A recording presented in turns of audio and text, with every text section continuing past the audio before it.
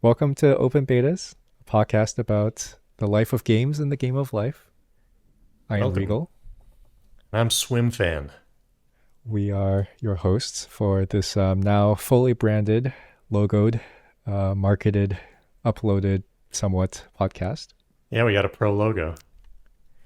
Um, yeah, so it's been a while since our last podcast recording. We've done some other stuff in the interim. Not that anyone listening can tell, because only one of them has been uploaded so far. We'll get to it, any day now, I'm sure. So how you been, Swimfan? I've been good. I've been busy. We've got someone coming to visit. A friend of ours is visiting tomorrow, so cleaning up, trying to make This the guy has a house look social life. normal. Yeah, social life. Yeah. Imagine having a social life. It couldn't be me. Yeah, what about you? Uh, What's up with you? Do you go Not into the much. office still? Well, I've been on vacation for a long time, but it's about to be the end of vacation, so I will I have to see. return to the office and You have to return wake to up my early job again. at some point. Well, I don't have to do that, but Oh, okay, good. I probably should. So last time we talked quite a bit about fighting games. We talked about sort of what our experience with fighting games was, the games we played, how much we played them. Then we talked about a little bit about the history, but and about the design of fighting games, some of the challenges that come with fighting games, things like directional inputs. We wanted to kind of fill in the rest of that conversation and also get to some topics that we didn't get to last time. So our Yes, I topics for agree. today, yes, very good. Our topics for today, we want to talk about some of the stuff in fighting games, less about the marketing profit side, more about things like what keeps fighting games going, things like the community, which I think is a big one, hmm um, arcades, which is obviously part of that, some of the history, and I also wanted to go over, just for fun, designing a fighting game to kind of address some of the problems we highlighted, especially last time. Yeah, you've been have you been thinking about this for a while? Looks like you have a lot of No, well, I do, well, kind of, but the main idea came out. I had the bulk of the idea like a couple hours after our podcast, just because Oh, okay, I was thinking okay. about it. But I did flesh it out over the time in between. hmm But this is definitely not an idea that I've been stewing for like 5 years. Although I This have is those your too, but lifelong dream. This is the time. no, this Episode is six. this is just something that came to me shortly after. So that's a little teaser for when we get to that. All All right, right. we have a lot of topics here. What do you want to start with? Oh God. Uh, This is not hmm. that kind of podcast. We don't talk about God here. Oh, Although we sorry. could, I Oh, guess, but I think goodness. we're. Oh, Satan. Hail Satan. Let's see. What's Well, the difference anyway? yeah. I guess I did look up the whole coming from beat 'em ups. That Oh, is did you? Okay, I'm that is curious. true. Yeah, it did evolve from I knew beat 'em it. ups to basically beat 'em ups were seen as too repetitive and too simple, which yeah, they are. Hmm. Um, so they, sort of made from that a kind of an offshoot type of game where it was more about uh deep combat style and having variety in it Hmm. that you can do with your individual person. So, but yeah, they kind of evolved in a similar time. Now, one thing I wanted to ask is you actually are a big fan of beat 'em ups, right? Yeah. I love beat 'em ups because uh, they are great hangout games. I think like it's a fun arcade game or Hmm. just couch co-op game because they Right, are pretty simple. And if you want to play games with friends and talk to them, and actually hang out and right. be able to talk and not have to focus your entire brain on Talk something, about something it's other than the good. game, right? Yeah, and it's Basically. good. You're drinking Hmm. beer. You might be a little slow, as and your gamer skills are a little dulled. Right. It's nice for that. Yeah, that totally makes sense. One of the And things that reminds me of one of the things competitive gamers talk about, I think streamers talk about this, like fighting game streamers. Uh-huh. People, they sometimes get a question about why don't they stream their practice. Like when they stream, they're usually doing things that aren't really helping them get better, like playing online, playing different characters, right, for entertainment value. Um, and Yeah. usually the answer that's given for why they don't stream practice is that when top players practice against each other, they just sit there and play and don't say anything for like 3 hours, right? They Does that literally just matter? sit. Don't some people Hmm? want to watch that shit anyway?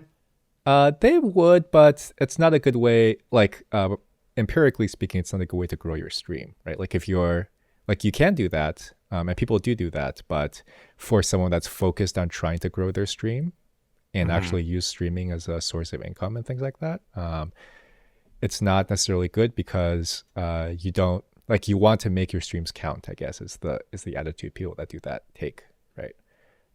There's a separate attitude which is also very reasonable where it's like I'm just going to stream and do stuff and use streaming as like just basically leave the stream on, in other words, right, Yeah. and minimize interaction. But that's that. Oh, well, I guess I'm not really a streamer, but I would assume you want to be careful with what you actually put out when you do stream, so that you like maintain retention and maintain consistency, right? Yeah, I guess Or so. something I like that. mean, it seems to me like you could just say, hey, you could just sort of say what your different types of content Yeah, are, and maybe. people could skip it if it's just the I'm practicing in silence. But I mean, I get it. Maybe you want all your stuff to be super exciting Yeah. and you Uh, talking, you have your personality coming through. and at some level, these are basically like hobbyists, right? These are not professional marketing gurus who are um, Hmm. well versed in exactly what the I think cost of it's, streaming different types of things are or whatever. yeah, I think it's interesting how people, it's interesting to me that they're hesitant to stream because they don't talk. Like I I watch a few streamers that I like because they talk so little. Hmm. Like I don't want to hear someone chattering away the whole time, but I know I may be in the minority there. Yeah, and it's I mean, I think that's totally reasonable. And I guess it really just depends on what the streamer's goal for their stream is, right? Hmm. Because if maybe some people feel like streaming is enough of a cost that if they're not getting a lot out of it, it's not worth streaming. Like if you're Yeah, just going to stream to, you know, 12 viewers, you might as well just not have it up at all. sure. But but I guess it really depends on the person. I'm not really well versed in that world in the first place because I don't really watch Twitch at all. So Yeah, it's I been a long do. time since I do, and streamed it. if I'm in the mood for somebody that's really talking a lot, that's fine. I Hmm. get tired of the twitchy personality thing that Yeah, for sure. Yeah. the streamers feel like they have to do, where they Hmm. talk to individual Hmm. people in chat and say like, how's your day going? Oh, cool. I'm like, stop talking. I play the game. I don't Yeah. want to hear This that is shit. Uh, but that's one of the things some where people it's want it to like, be like a little club. So yeah, okay. yeah, that's one of the things where it's like, as long I feel like a lot of the time streamers do things because they feel like someone told them they should do that Yeah. rather than because they Or want to. it's Yeah, the I sort of the guess. standard they see around. Yeah, yeah. What were we Uh, talking about? Oh, beat but 'em ups. going back a second to beat 'em ups, yeah. So I do try to. I've. I mean, I haven't made a super thorough effort, but whenever I Hmm. hear of a new beat 'em up, I like to try it. I like to play. Like I've tried to play every beat 'em up I can find basically. So I don't know why. It's just something I always am going to enjoy it, at least playing it once, and Hmm. it's something that if I ever see a new one in an arcade or something like that, I'm always jumping at the Hmm. chance. And I think And by so. arcades, I mean when I'm in Portland. Right. Not a lot of arcades around these days. Although there is one in LA. Um, Yeah, that there's a is couple like in relatively LA, popular. like Yeah. Bar 1982. I think the one my partner goes to is round one, something like that, Hmm. which apparently is nice.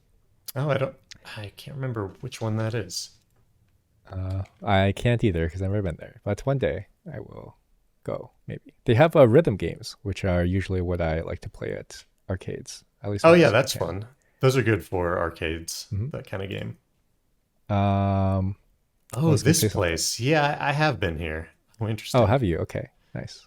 Was Yeah, it it's like a open when you were living massive. here? I think so. Maybe I'm thinking of another place, but this looks like it. It's one of those just giant halls with lots of stuff, and also like you can rent out private rooms to play in as well. And Oh, last time I nice. was there, they had VR helmets, although that may have fallen Ah, the away. puke helmet. Yes, I Yes, the see. puke helmet for Regal. Um, what were All we right, talking well about? let's move on from beat 'em up so we can get into the real Oh, sure. Okay. I think I your had something else fighting to say, game but stuff. I think it's fine. Yeah. What was the next thing you wanted to talk about? I think you put this Uh, these here. Before we jump into your talk about fixing the single player campaign or Sure. what a new thing could look Hmm. like, I do want to mention a couple things. One is playing at arcades. Yeah. When I was in college, I spent a lot of time at an arcade that was basically right across the street from my dorm. I Right. think it was called University Pinball, and it was there were some pinball games, but it was primarily fighting games in that place, and they had a Right. lot of stuff I had never heard of, like rival schools and Oh, rival some schools. old KOFs and Hmm. Garou Mark of the Wolves, Hmm. Mark of the Wolves. I Uh, Garu Moku. Yep. some so you could get some additional Terry Bogart lore out of that, which was Sure. big for Yeah. me. Yeah. Um, but it was a extremely loud place. How do I say this? Okay, so here's the reality of what it was like. It was mostly local people playing in there, Okay. surprisingly, and less university kids. Okay. And I think part of it because a lot of the university kids were like white suburban kids Okay. coming to college in West Philadelphia, and a lot of the locals were, black people that lived there. Hmm. And so there was a uh I honestly, like, I had times where I went all the time, and sometimes I was trying to take friends there, and they were like uncomfortable about it. Maybe I should cut this Okay. out. No, no, that's. I think But that's an it was important weird to thing me to because people say. were like, "Oh, that place is like too like wild and loud for me." I'm like, "What are you Yeah. talking? Okay, what are you trying to Yeah. say here?"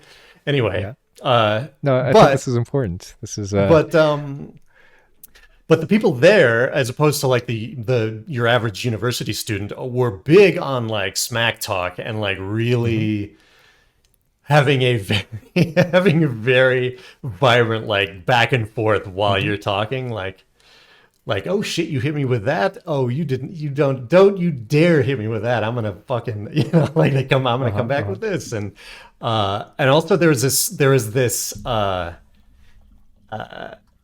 really funny tactic that a lot of people there used, which was to like start hitting the buttons fast and then like slamming their hand on the dash like you're completing a super, basically, to Okay. try to like fool you into making some sort of defensive move, like they're trying to launch their Okay. super and making noise, making you think they're Yeah. going for something bigger than they are, which I thought was actually kind of fun. Like, it really does that sort of thing can really throw you off at first.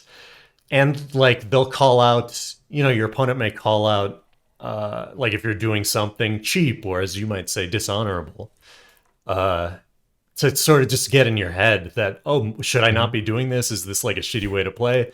So that Right. you're just off balance and that sort of thing. And that it took me a while to get used to that and sort of get into it, because I was and am like a very shy person, and Right.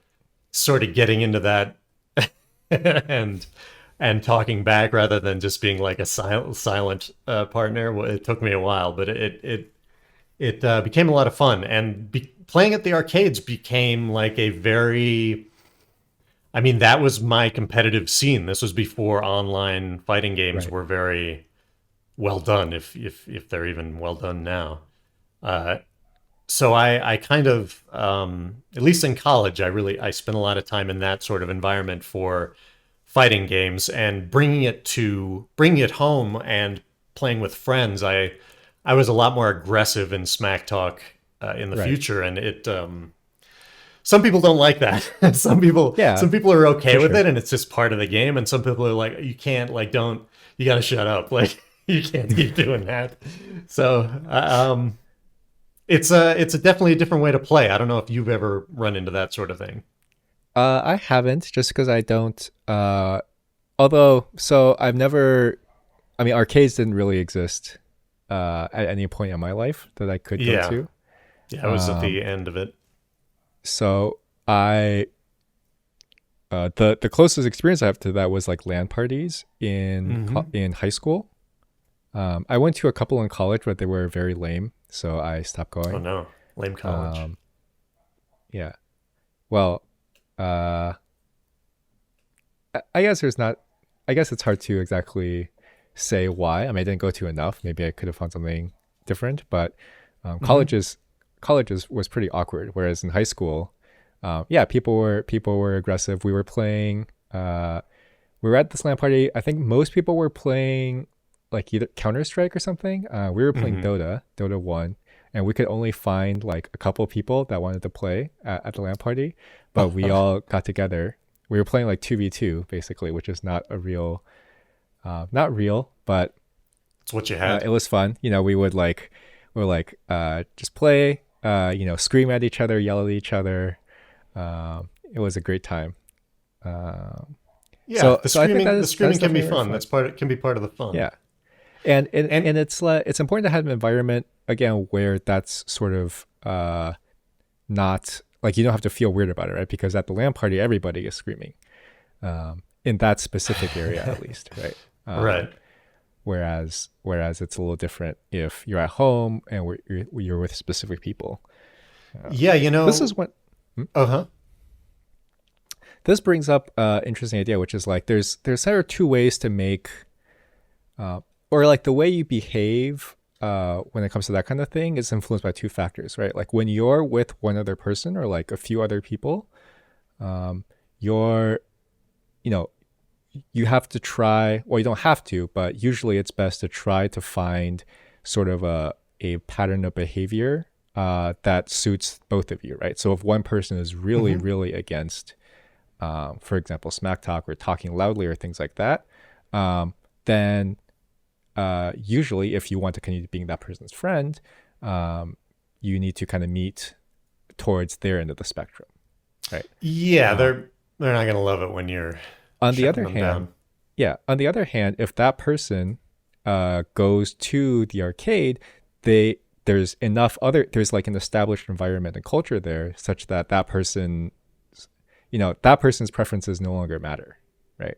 The people at Hmm. the arcade will behave however they want, and over time, the person that doesn't like that environment either has to adjust or no longer go, right? That's kind of the and this is sort of true Yeah, and everywhere. This is sort I of the suspect there was some of that with the university students at the arcade, right, where right. they were just like, this is too much for me," and it was Yeah, like a cacophonous, yeah. loud arcade. Like That's it was. totally understandable. I mean that the kind of thing is not for everybody, for sure. Another But thing I like. Oh, sorry. Go ahead. I was gonna say this is sort of similar to like a speedrun community almost, right? In a very very different kind of way, but it's sort of like this community has decided what we want to do, and uh, our apologies if you don't like it, but the rest of us do. So until there's enough of you, we're gonna keep doing what we do, right? Right. Yes. Right. Right. That makes sense. Another fun thing I like about arcades is quarters up. You know this when you're playing a game, a two-player Hmm. competitive game like a fighting game. People who are waiting in line, who have the next match, will put a quarter up on the bottom of the screen, so it's it's just you can everyone can see it very clearly, and Hmm. people put a quarters behind them to indicate the line, basically. I see. Uh, and when you are good at a game, like I was good at the much maligned SVC Chaos, Uh huh. you can get a whole line of quarters up there, people trying to take you down, and running that machine is a really good feeling, like knocking out people one after the other. And sometimes when people see that, they come up too because they're like, "Oh, well, I want to try to beat this guy," Right. and that can be fun. The first, I'd say, year or two, I was always very nervous playing games competitively with strangers, really. So like Mm-hmm. my hands would shake, my legs would shake. Like I was not able Uh-huh. to perform well until I really got used to it because Right. I it was just like too it was yeah, it was too unusual for me, I guess. Would you say that was those kind of experiences like helped you in other facets, or like, Yeah, I helped you mean open up just in being other able facets of your life? to talk to strangers Mm-hmm. and of course, if I have something to talk about like games, it's a little easier. Right. But yeah, I definitely needed that. I definitely needed some of Yeah. that. Yeah.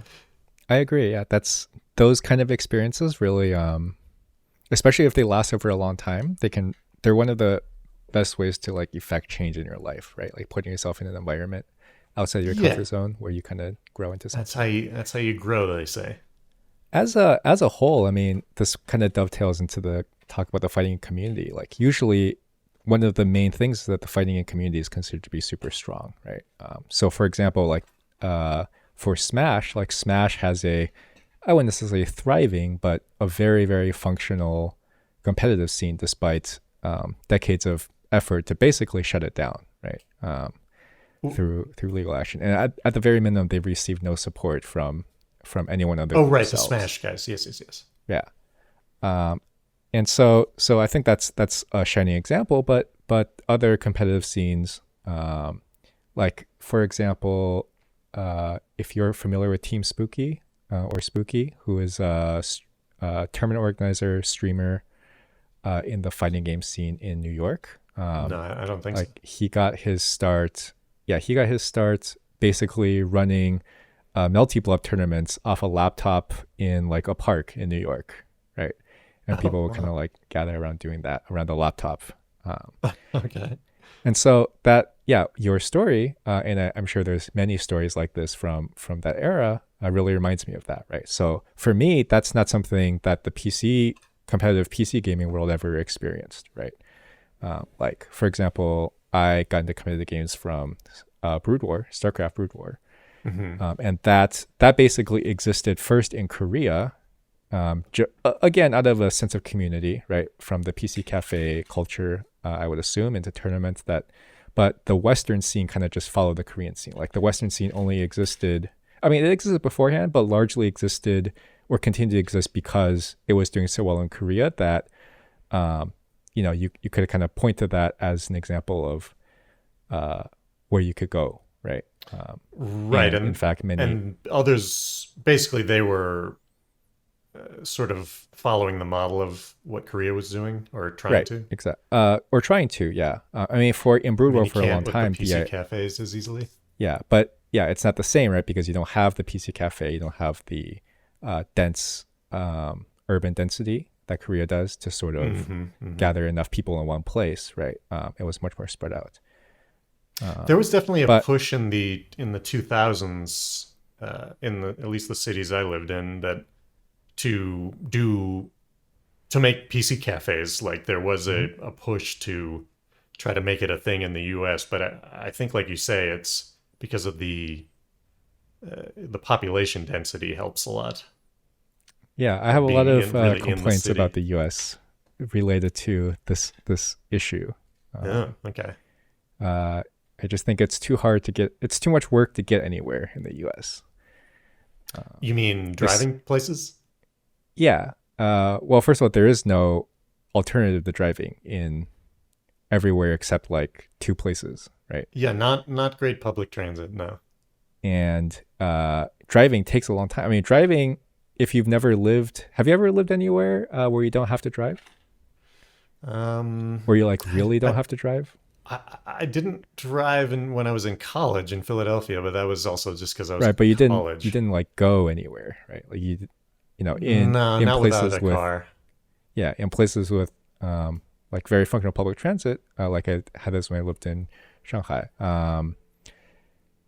You can just go across the city with no car. It's not really a thing, right? It's not really a Yeah, I problem. guess I lived in Manhattan, New York City for a Oh, New York summer, City counts. Yeah. and that you could get around with the train. Although there are a lot of shitty things about that train system. Yeah. So Yeah. Um, I've never experienced it, but I've only heard bad things. Although maybe I've heard some good things recently, so maybe it's exaggerated. like Anyway, Pizza Rat, hmm? you heard about Pizza Rat? Pizza Rat? No, I've not heard about Pizza Rat. Oh, okay. Moving on. I see. Should we talk about should we jump into the Regal fighting game? Sure. Actually, I wanted to say a little bit about our community, which is Oh, I okay. think one of the strengths, like having a united, strong community where people get together and play is, I think, first of all, it's like almost a inherent part of fighting games Yeah. because so you mentioned something I thought was interesting, which is like, there's this feeling that like um, I am running the machine, right? And this happens Hmm. in PC games where you win 10 games in a row, but it's a very different feeling because, first of all, you're not ever speaking. Well, I guess, first of all, you're never playing the same people twice, very rarely, right? In a game Right. with a high population like StarCraft, Dota, League of Legends, you play 1,000 games, you might never play with the same person twice, right? Uh, Hmm. or at least not enough that you would notice it. Yes. Right. And I Right. think, yeah, and I think one of the reasons that a lot of those types of games don't have the sort of strong community in the same way that fighting games does is partly due to that, because you don't have because even in practice, even in online, a lot of the way people play fighting games is with the same person for a long time, right? So, for example, Guilty Gear Yes. Like playing with Strive your is the friends. largest. Yeah, not even necessarily with your friends, but so for example, the lobby system in Guilty Gear Strive is you like move you like pick a person to play against, even though it's ranked. But the general way it's done is that you rematch at least a couple times with the same person, right? It's not Oh, just okay. like one random set and then you're done. And that's even That's online. nice. So Obviously, it in gives you person, it's time to different. adjust to how people play. Hmm. Yep, exactly. Because that's the And I thing think you that's miss. Like you were saying, you miss that if you're not in an arcade. Because if you're running a machine in an arcade, you may have like a little crowd around you watching your right, moves. So right. they may come into the match with a little bit of knowledge of how to counter you. Hmm. Yeah, exactly. Um, And obviously, I think it goes without saying, but doing that in person builds relationships, right? I mean, obviously, not everybody is going to build a relationship with everybody else, but in person, you have a much higher chance of actually building some kind of relationship, Yeah. whatever way that is, compared to doing it online. And also, the other thing about finding communities online these days is that, yeah, often, if the ranked scene or the online scene is either dead or not good, people like join discords for the game and just like find people and play with them repeatedly, right, and build friendships that way. So Right. Right. And that's always I going to think, be feel better than just randoms online. mhm, yeah, Or through I the totally matchmaking system. I mean. yes, because again, when it comes to one of the things is that these as they're currently designed, which is something I want to tackle. These are purely multiplayer games, right? I Hmm. mean, like while there is some single player aspect, there's also not really a single player aspect, right? Um, Hmm. so once your friends, one of the things we talked about last time was like, it's hard to join the community if you don't have a friend that's in the community because Yeah. um, it takes time to make friends, and there's a lot of things you have to do as a new player. And if you don't have a friend already, it's there's a lot of hurdles you have to get through. And in the same vein, if your friend quits, if you had one friend and your friend quits, then it's hard to stay in the game, right? How about you? Also had Right. that Right. experience. With our at the arcades, because you don't get the advantage of having a practice mode to practice. You Right. gotta kind of practice on the machine. Occasionally, like I met. There were a couple guys I met there that I would who there was one guy who really liked SVC Chaos as well because there was Hmm. so much broken about it, Right. and he and I would occasionally like collaborate to practice with each other, practice the like uh, unblockable attacks and the infinite Right. combos and things like that. You know, we'd bring our little list of moves in and sort of take turns wailing on each other. Back in the days when you still had to pay to practice, right? Which was Yeah, I mean, it was still a quarter. That was also a good thing about that arcade. It was cheap. Like pretty much Mhm. everything was just one quarter. Right. So maybe a Which ton was prices definitely or something. right. Yeah, it's overall I think it's kind of surprising to me that like to me it's surprising that without the practice mode at all people ever got good in the first place, right? Which and I think the fact that that happened really is in itself a strong counterpoint against the idea that fighting games are inherently too hard, right? If you can do it without the existence of training mode, and so many people did it without the existence of training mode, and you had to pay to even learn, and yet so many people did it, I think it's clear that's not too hard, right? I think it's I don't know. I don't think that says it's not hard as much oh, I never as said it's not hard, and I never okay. said it's not. I agree that it's hard, and it's probably harder than it needs to be. But there's this idea that like it gets to a point where the discussion you just have to put a number on it, right? Like how many hours does it really? How many hours is it really for you to know what you're doing? Um, and I think some people think that number is like 40, and I think that's definitely not true, right? Hmm. Um, Yeah, I, I don't know. It does. It certainly does take a while to really be solid. Yeah. Well, it sounds depends like that on many hours to it me. depends on your goal, right? Because Yeah. so like for example, there's different types of skill, right? I think what most people think about is how long does it take to be able to do all your moves.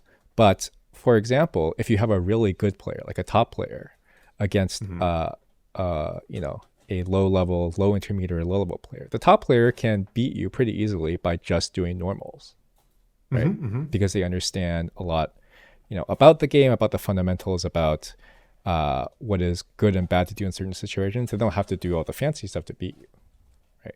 Hmm. Like they can.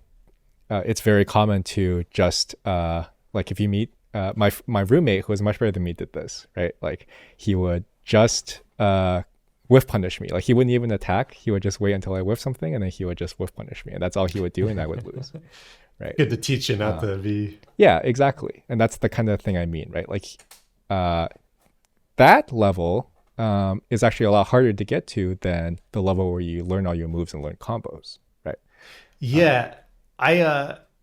It wasn't until college and playing in that arcade that I realized that normal attacks are really important right, exactly. component They of are how probably you the most play, important, right? and knowing the priority of each and Mm-hmm. the you know overheadness or anti-airness of Yeah, things is yep, really important. When I was growing up, it was like, oh no, you just have to.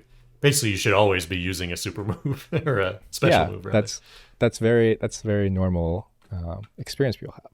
But anyway, what I Yeah. mean is like, Oh, yeah, good. if you want, when you say get good, I think that's what people mean, and that takes a long time. That's not something you can learn in training mode, right? But I think what people mean when they talk about fighting games being too hard is that doing the specials takes too long to learn, and that is what I don't agree with, right? Like Oh, learning how to do a okay. combo, learning how to do specials is not that hard to learn. That doesn't make you good, but I think it's important to kind of distinguish these levels when we're talking about difficulty because difficulty has many layers. Yeah, I guess so. I think yeah, being able to pull them off is only one thing. I think for a regular Right, person, if this is their first time doing those things, it's going to take a while. And then the majority of the time is going to be just how to use those things effectively. Because right. just being able Um, to throw fireballs isn't going to win you the game with yeah. most people. I don't actually. So like, I had a roommate who never touched a fighting game before, but Uh-huh. he played a lot of games. Like he played more games than I do, Okay. And he, including console games, which is important, and he figured out, like, we just told him how to do the specials, and he just did them, All and he right. was like, "Oh, I got it."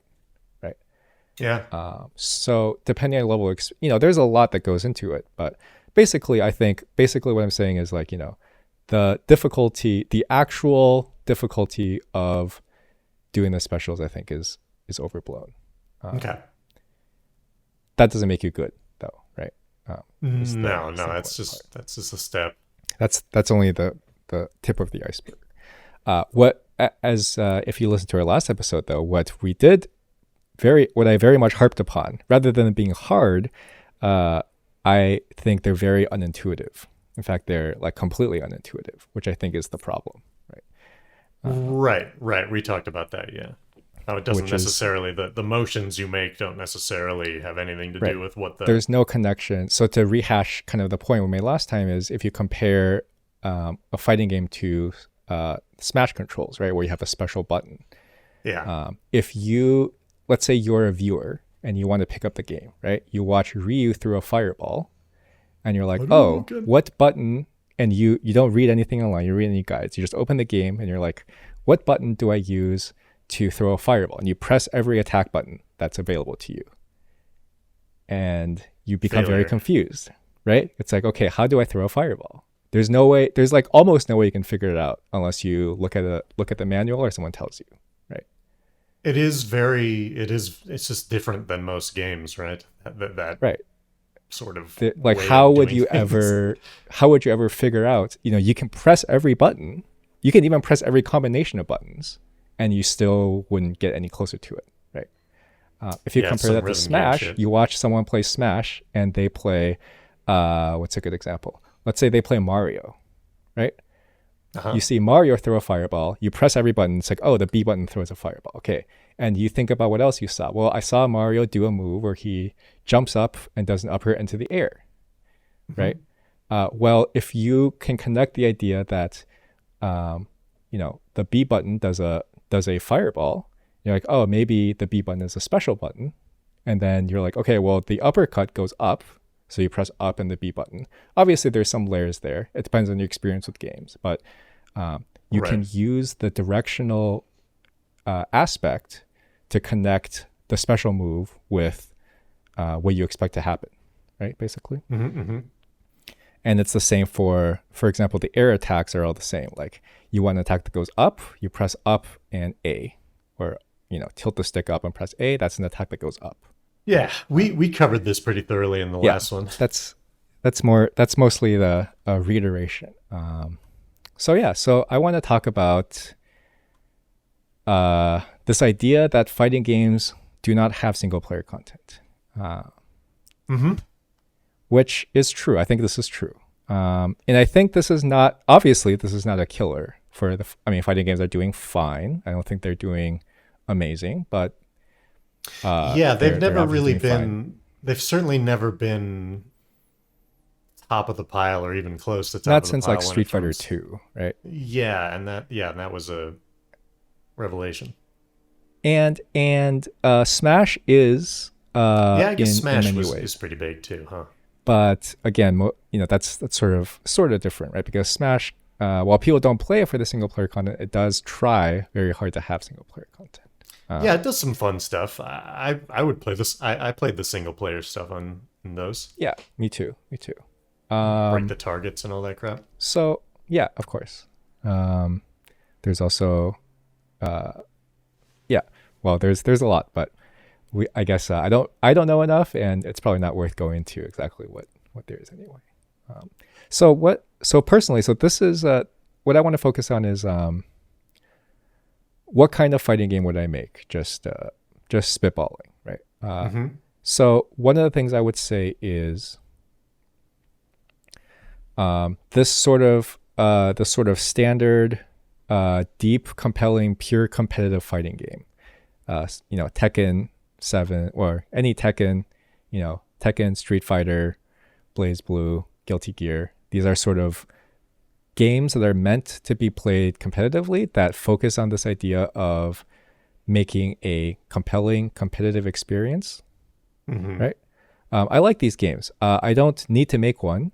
Like, I don't think there's a gap here because there's plenty of companies making these. In fact, all the fighting game companies are making this game, right? So I want to come at it from an angle where I see that there's something I want out of a fighting game that doesn't exist.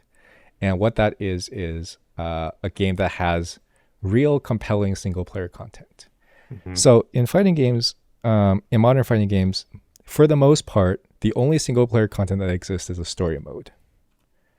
Yeah, and it's just basically a ladder of Right. most of the characters in the game, Right. right? And you just And basically, one after the other. yeah, basically all you do is you fight a computer, a CPU that plays another character, just like you would a normal person, except it's a CPU, and then you have some dialogue.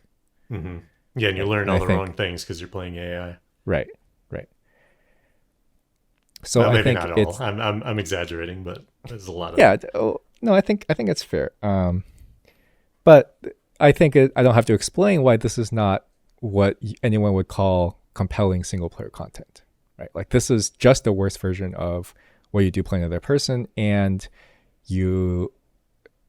unless you want to fight against CPUs for some reason,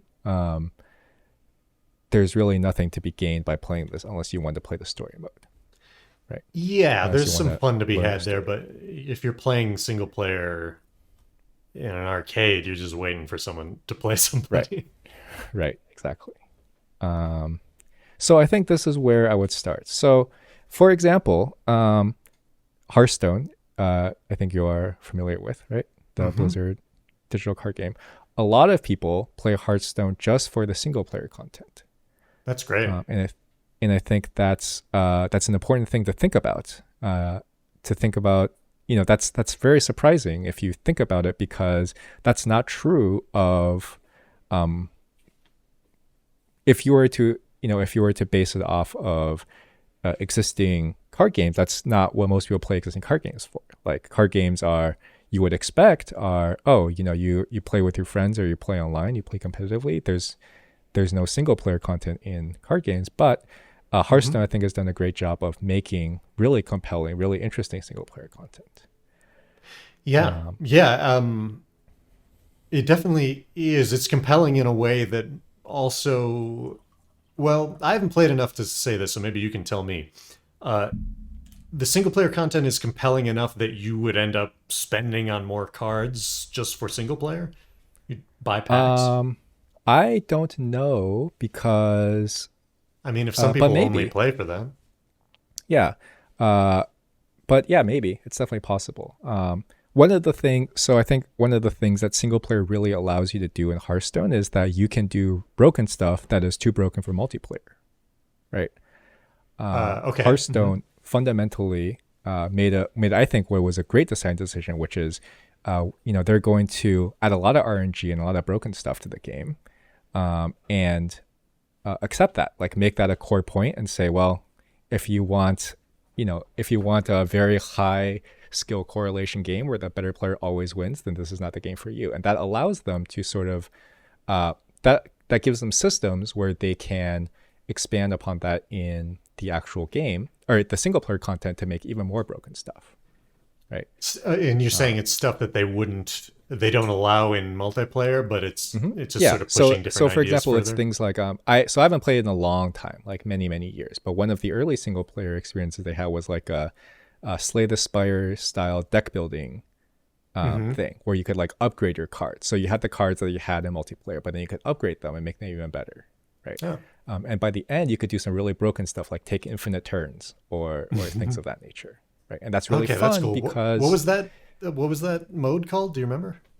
I don't know. It was like time something, and I think infinite turns might be an exaggeration, but it was like chromie, something with chromie, I think. But you could do things that would be, Yeah, dishonorable and of course, competitive. yeah. And I think there's a lot of value in that, because that gives, first of all, that gives replayability, right? Because you can try to do all kinds of different stuff. And it also works off of the intuition people already have built off of playing the multiplayer mode. It's like, okay, well, I know what these cards do. I don't have to learn them again, but I can make them even better, right? And I can and I can use, for example, it really gets the creative juices flowing sometimes, because you're like, oh, well, this card was cool, but it was not good enough to use in multiplayer for like, strategic reasons. Maybe it just costs too much. But in single player, I can sort of get away with being more greedy. For example, I can use this card to set up some cool stuff against this CPU. Right. So there's more value for that card for those people. Yeah, more value for quote unquote bad cards, or cards that just weren't good enough to make the cut in multiplayer, right? But yeah, each card will have sort of a different, I guess, rating, so to speak, for single player versus and multiplayer. Right. And the other thing is, when you play single player, you're not necessarily like, you don't lose anything for losing. In other words, right? You're not necessarily incentivized for winning, so you can do stuff that's just more fun, and it doesn't really matter that much if you lose compared to a multiplayer. Right? You're not really competing. Wait, why does it matter if you lose in multiplayer? Well, you no longer matters, but for example, you lose rating, right? Like if you play multiplayer, oh sure, ranking. Yeah. Your point is that like, okay, well, we're trying to win, right? Obviously, you also can play to have fun, but most people come in with the expectation that they're trying to win, right? It's more fun to win than lose because. Did you ever do that thing with Magic or any other game where you draw a card at the beginning and that card, if you lose, goes to the opponent? Ante? Well, I never did it. They got rid of that rule very quickly, but oh, that's right. It was like a rule, right? Yeah, it was literally a rule. Yeah, for like the first set or two of Magic. Actually, maybe more than that. In the fights. Oh yeah, they got rid of that real fast. The history our of school, Magic, our school disallowed that. Like what? Oh really? Okay, interesting. Well, they said no Magic cards, period, after people were fighting and stealing them out of lockers and stuff. So what Magic expected to be at the beginning when Garfield first designed it is a pretty interesting topic. There were a lot of rules and a lot of imbalances that came about because of the expectation that this is not going to be a competitive game. Like this would be something that people play like a board game. We could talk about that at some point. That would be an interesting topic. You mean like not a perfectly competitive game, like adding that? Not even competitive at all. So for example, are you familiar with the card Black Lotus? Yes. It's like, this card, the most expensive card. It is the most expensive card. It's also one of the Power 9. In other words, one of the 9 most powerful cards. Well, that's not really true, but it is one of the most powerful cards. What's it like? Double your mana that you're tapping, or something? It just gives you 3 mana of any color for 0. Yeah, that's pretty good. Which sounds sort of innocuous, but it is very powerful. I mean, 3 of any color. That's like it's accelerating your curve. Right, it's accelerating quite a lot. Anyway, so the anecdote is that Richard Garfield knew that this card was really strong. I don't think he thought it was as strong as it turned out to be, but he knew that it was very strong. But he was like, well, the reason it continued to exist was that he didn't really envision Magic, as far as I know. This could be, this is mostly through like secondhand sources. But pretty much he was like, well, he envisioned Magic, a family buying 2 Magic starter decks and playing against each other, and then maybe once in a while playing with a person out there somewhere. That there wouldn't be this problem of Black Lotus being really valuable and important, and everyone had to have 4 of them because they're going to tournaments. Right. I see. Like, he thought it was going to be more of a family board game, right? Exactly, like a board game, right? He was like, well, okay, Black Lotus is really powerful, but at most you're going to have 1. And then whoever has that 1 will be like, oh, this is really strong. Look at me. But, the decks are big enough that it's not going to be a big problem. Right. And because it never came, the design never happened with this idea that people are going to get have access to every card and 4 of every card and optimize their decks. Things like that happened for a while. Right. Okay. Yeah. What were we talking about? We got off on yet another tangent. You were going into single player. Oh, single player content. Yeah. So Hearthstone. So I think there's a lot of. So personally, I like that kind of single player content. I also played. By the end of my Hearthstone career, after I got Legend, I kind of just played. I kind of just messed around with the cards because my favorite thing about Hearthstone was how much there was that you can mess around with, basically, right? How so? What do you mean? So there's a lot of so for example, there's a common mechanic back then. I forget what it's called, but basically you out of a category you get an extra random card. You pick so it gives you three options, and then you pick an extra card of that type. So like dragon, there was what was it called? Anyway, so there was this card. It was a 2-mana 1/2, I think, if I remember correctly. That if you have a dragon, you can discover another dragon, which means you get out of 3 random dragons, you can pick one. So you just generate a new one, right? Okay. And I really enjoyed, and that's something, those are the kind of things that are cool in single player, because you're like, well, I can just build my whole deck around making a bunch of random dragons and seeing what I can do. Because you can like return that card to your hand and make another dragon, and so on. Okay. And this is stuff that you couldn't do as easily in multiplayer? You could, that was a good multiplayer card, but that's I think your original question was like, what would you mean by mess around with stuff in Hearthstone? And that's kind of the thing. Like I like to do, like I came up with the idea. It's like, okay, how many dragons can I get for free? And then can I win with just all these free dragons? Right. So cards that you have or you pull can get your thoughts going of, oh, okay, I could do this strategy. I could build my game around this. I could build this. Exactly. Okay. And that, again, those are workable. That was a good card in multiplayer too. But there's more you could do in single player because the limitations of your opponent trying to kill you are gone, right? Your opponent sort of may have 300 life instead of 30 life, but they might kill you a lot slower, which means you get a lot of time to do cool stuff, right? And that's something that the system of the game allowed you to do, because you could get random cards and because you could buff your minions up to very high levels, right? Because it's not perfectly balanced, in other words. Right. And so that's good because it's fun. Is there another function for it? Or is it just that that's a nice second half of the game to have? You mean the single player content? Yeah, I guess I'm trying to get at, does the single player content ramp up to multiplayer or lead into multiplayer? Yeah, I think so. There are some, usually I would say yes, because even the single player content, you're usually using the same cards. So one of the important things that you familiarize yourself with what the cards do. You're also often incentivized to beat it with like multiple classes, for example. So you can try out the classes and kind of familiarize yourself with what are cool things I can do in other classes. Things of that nature. I don't, again, I'm not familiar necessarily with what the modern single player content looks like, but I imagine it is similar. So you basically get to try stuff, experiment with stuff, and learn in a low pressure environment while having fun. Makes sense. Which I think is great. I mean, I think that's valuable in many ways. Do we not have that with fighting game single players? Are we missing? No, I don't think so. The ability to like play around with stuff, or you think it is? Okay. So there is one. So in BlazBlue Central Fiction, which is the latest, is it Central Fiction? The latest BlazBlue game, they do have.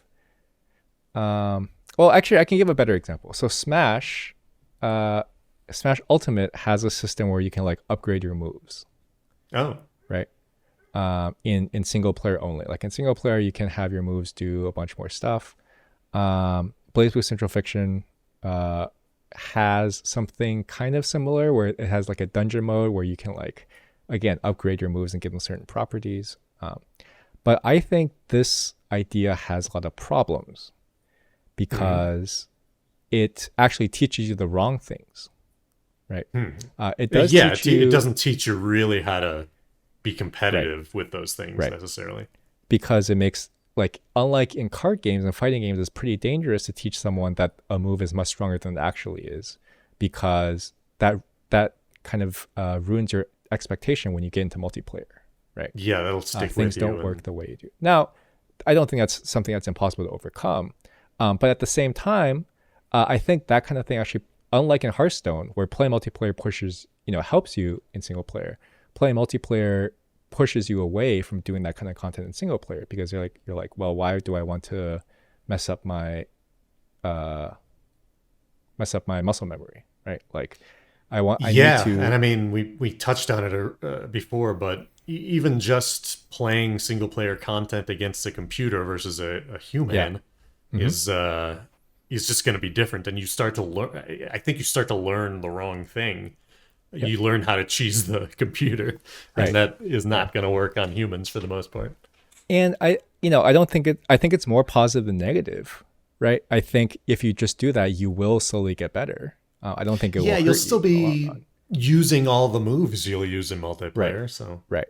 But I think you can do better, right? And hmm I think there's two things. I think one is you can do better. You can try to fix this problem that we pointed out. And two, even with all that, it's just not.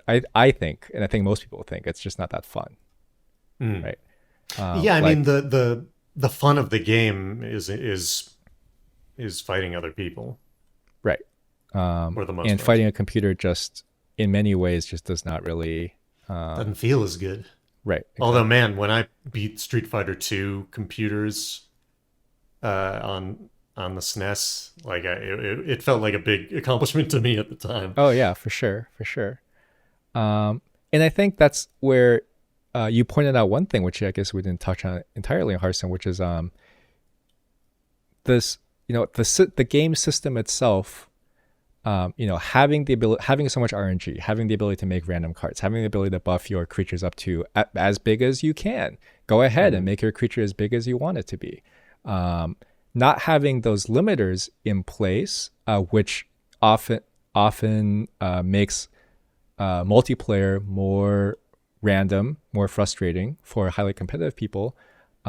Making the system like that helps make the single player more interesting, right?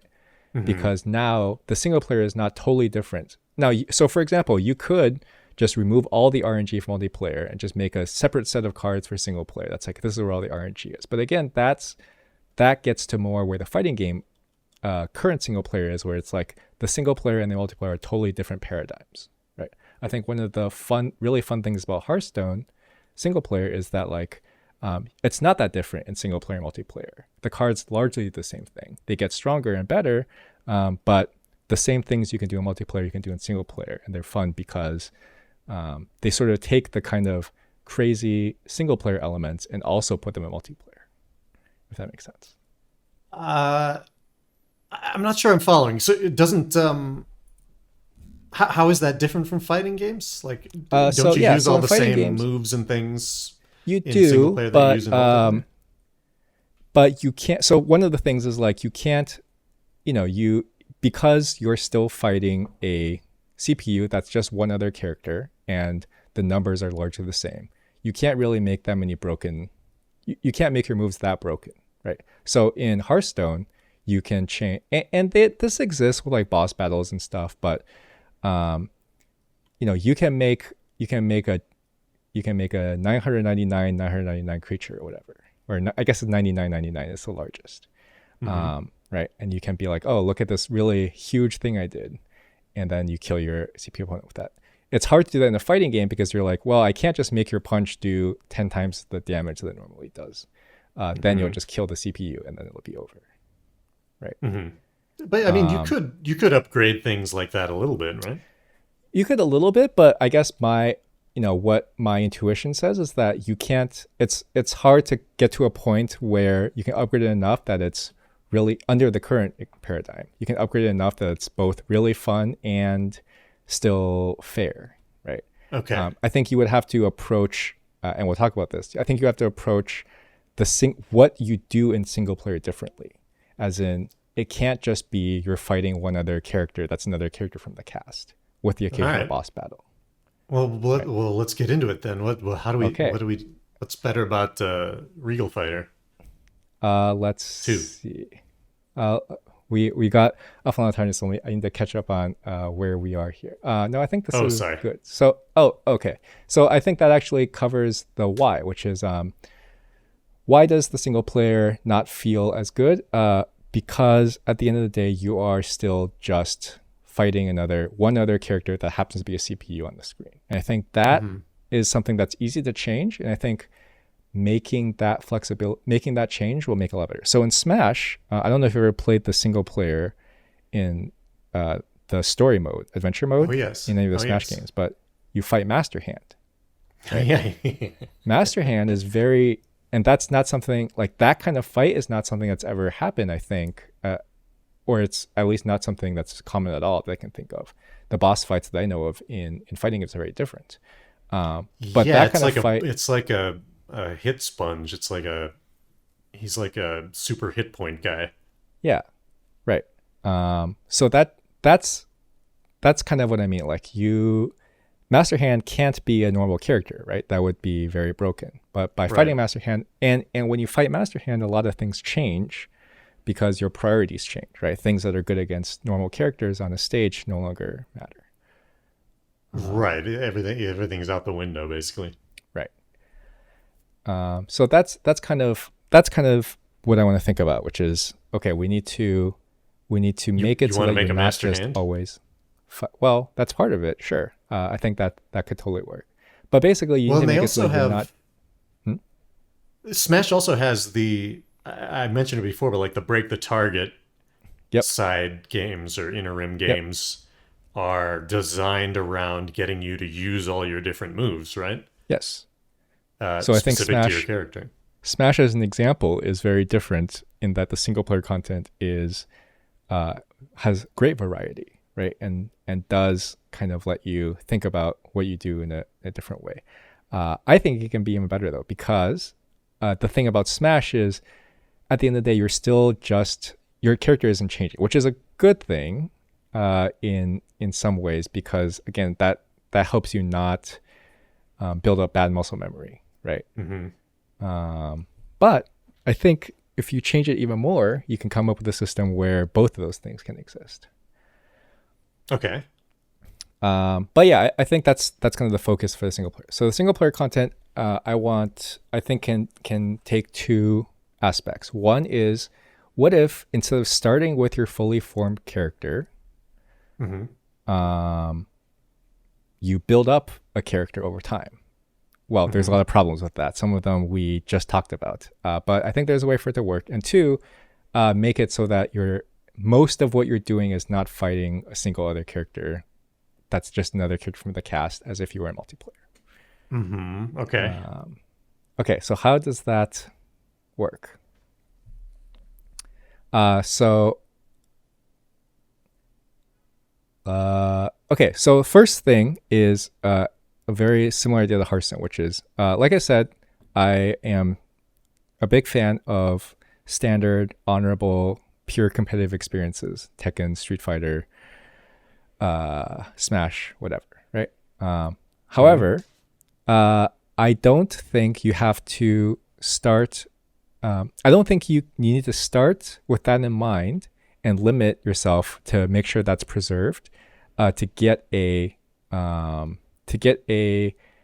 good competitive experience. If that Okay. makes sense. Think In other so. words, I think good competitive experiences are made through tuning, not necessarily design. As long as you start somewhere that's reasonable. Okay.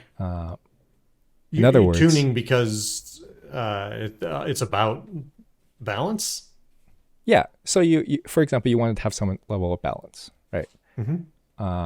And you need to start. You need to keep that in mind that there needs to be some level of competitive balance. But what I basically mean is that in general, based on some examples that I've seen, and some examples when people try to do it the other way, trying to design a perfectly balanced game from the get-go is actually a very bad idea, Okay. because I think often what happens is you end up really limiting yourself in what you do. A lot of things go out the window if you start with the idea that I'm going to try to make the most fair, balanced, pure competitive experience that can exist. You shy away from like big Yeah. strange Yes. You shy away from really moves. powerful stuff, really cool stuff, really random stuff. Yeah. Right. And I think first of all, that doesn't those things don't necessarily preclude a good at least a functional competitive experience, and you can actually get around those things because and not having those things doesn't make it more balanced necessarily, unless you strip out everything and it's two of the same thing going against each other, right? And most games, it's just, I mean, it's actually impossible to balance it ahead of time. Right. Exactly. Since once you get players playing it, especially a lot of players, Hmm. you're going to find out things about the balance you just didn't know Of about. course. I agree. Totally. Right. And that's where I think, in other words, that's what I mean when I say good competitive games are made through tuning, not through design, right? Okay. Yeah. What you Gotcha. initially expect to happen is not, um, no matter what it is, will likely not happen. Therefore, I think um, you can, in other words, you can have the expectation that you'll want a competitive mode without trying to do everything to create that competitive mode, right? As long as you're willing to go back with more data and tune it after. And by the way, the Yeah. community is not necessarily good at this either. If you look at release tier lists for a lot of competitive games, right? Like 2 or 3 weeks after the game has come out, the competitive community, people who are dedicating all their time to figuring out what's the best, are often wrong, right? Oh yeah. Yeah. You can't. If you say that early, what the tier list is, you're Right, making some assumptions in there. right, right. Got to be open to being Exactly. wrong in those cases. So that's why, and sort of that kind of idea is what informs my idea of, okay, let's focus on the single player content. Right? Let's make Uh huh. really compelling single player content, um, while and we'll maintain the competitive aspect because I still want that to exist. We'll maintain that competitive thing over time. What I'm interested to hear is how the two work together. Like if we're still admitting that there is a well, are we admitting it? Are there two sides to fighting games, single player and Mm. multiplayer, or is the I think we've established that the real version of the game, quote unquote, is the multiplayer, right? Like that. So I think in most fighting games that is what people So expect. we're trying to change that, is what you're saying Yeah, I with would this say idea. so. Yeah, I would say so. So I think a good example is like MMO PvP, right? So for Mm-hmm, example, WoW has or had I don't know about these days, but had a very robust PvP scene, right? mm-hmm. But and there are players that were dedicated PvP players, but a lot of players are just normal MMO players that tended to focus their competitive energy on PvP instead, right? Yeah. And the game was certainly not designed with PvP in mind, but but by having a system that was like close enough to functional, by tuning certain things, PvP could exist in a balanced, Mm-hmm. if imperfect way, right? Yeah. Feels balanced enough. And I do also want to say that yeah, I don't think depending on where the game starts, I don't think that they're necessarily separate groups of people. I think Oh. a situation can exist where the single player content is very similar to the multiplayer content, and they're both fun, and people that like the game can play both of them.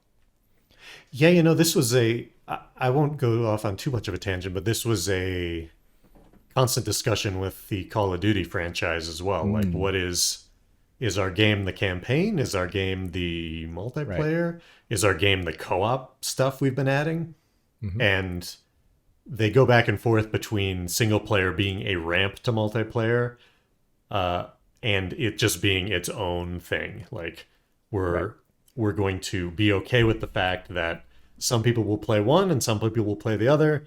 Some will play both, but we're okay having different types of people play our game, if that makes sense, Yeah, for and I different think reasons. there's obviously I think that also makes the most money, right? Because you're still That's selling the the game, idea. Yeah, I mean, right? the reason you want to generally in these games push to multiplayer is it is for a number of reasons just you're more likely to have someone play longer, and if they play Right. longer they're That's more true. likely to buy a thing. Right. What's that?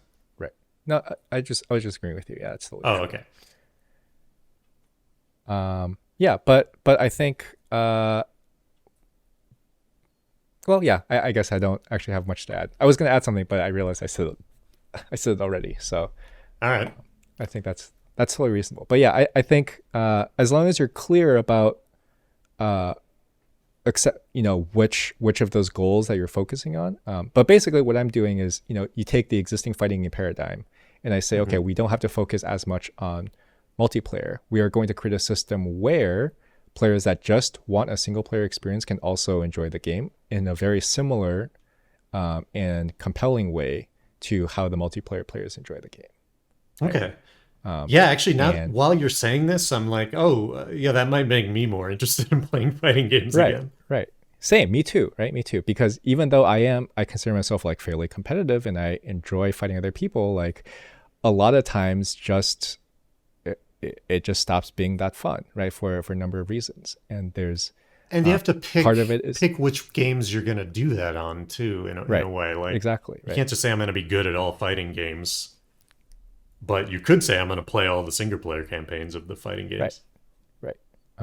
It's also a thing where it's like it's much less of a barrier to start or to like pick up the game again, right? Like you're on a plane, you're like, oh well, I can't play multiplayer here, obviously, but Uh, I want to play this game so I can play the single player while I'm here, things like that. yeah. So Until I they have think, seat to seat switch connections. yeah, well, if you sit next to your friend, yeah, you can do that, but um, then you have to have a friend, and at that point, you're already all the way in. Yeah, why are you playing video games? If you got But yeah, friends, just move on. yeah, but yeah, I do think, and again, this is based on what I think. Yeah, focusing more on the single player and making it the starting point is will not necessarily make the competitive that meaningfully worse, and I think it would be important as well. However, there's a lot of aspects. We're still making a fighting game here, so there's a Hmm. lot of aspects that I still want to keep. So uh, I don't want it to become a beat 'em up or a Muso game, Dynasty Warriors game. Hmm. Um, in other words, I still don't want it to be a mashing game. In other words, you still want to build up the kind of multiplayer ideas as you play the single player, right? Yeah, So you don't. The move sets stay the same, or how you execute them are yes, going to stay the same. right, and you can still get punished by the single player campaign by doing things in a risky manner. You still need to learn how to not mash buttons, right? You still might need to learn how to do a combo, maybe something like that. What if you Not don't? going. What if you don't give a shit though? Like, what if you at the beginning of the single player campaign say, choose whether or not I use the actual button inputs or I go to something really simple. Oh, I should talk about this because modern fighting games do this. Oh, They do no directional input mode, right? oh, okay. There Well, a there you lot go. of games like Blaze Blue has this and stuff. So if I once I talk about the button system, I think it'll become clear why that's Okay. not a problem. Hopefully, uh, but I think you can solve that problem without doing the newbie button mode, which makes people feel bad. Um, Yeah, yeah. the other thing that comes from that we talked about last time is fighting games with directional inputs really miss this aspect where you build up system knowledge and character knowledge over time. In Hmm. other words, you in order to play another person, if the person is good, and unless they're like dedicated to teaching you, you kind of need to already know all your moves, right? And you Hmm. miss Hmm. that time period where you ramp up. So like I think we use the example of in MMOs, you level up and now you have Fireball, right? And you have Fireball for 2 levels, and now you have Yes. Yeah, Frostbolt. limiting the things you can throw, it's just so it Yeah, right. keeps your learnings simpler. Yeah. So you build it up over time so that you kind of build the intuition while having fun rather than front loading all this learning in the beginning and then sort of working it into your plan over time, which is viable. I mean, it's not Yeah. like it's impossible, but I think one is better than the other. And you And can it's only by having single player content that's possible, right? right. And you can have, I mean, like, you can get that knowledge in practice mode, but it's not fun. Right. It's just not fun. Right. Yeah, Yeah. exactly. You're not really doing anything. You're kind of just practicing. Yeah, you got to be Uh, already in the sort of mindset that I'm going to start getting good at this game and it's going to right. pay off later because you Right. just, yeah. Exactly. Um, so those are kind of the ideas, and of course replayability, right? Single player content. I don't think, for example, one of the problems with even the Smash content to some extent is that it's not necessarily replayable, right? It's sort of like an achievement that you do once, and then you can go back. You can go back if you have a speedrun mentality, but it's not necessarily that fun, other than just to get an achievement or set a high score or something. Yeah, there's no Um, innate reason to mhm. go through with the same character again. Yeah. Whereas a game like Slay the Spire, I took a lot of inspiration from roguelikes for this. Hmm. Hmm. Um, there's people keep playing it for a long time because, well, for many reasons, but one of the reasons is that the game changes when you go back into it. Right, every time you go in, it's slightly different. Uh-huh. Hmm. Uh, but there's also some other stuff I want to keep. So personally, this is for controls. This is personal preference. I don't like analog controls. Um, Right. Yeah, you I, mentioned that. yeah, You're by a analog controls I PC mean, gamer through and through. yeah, I am a PC gamer. This is true. Never, mostly due to the fault of my parents, but that's neither here or there.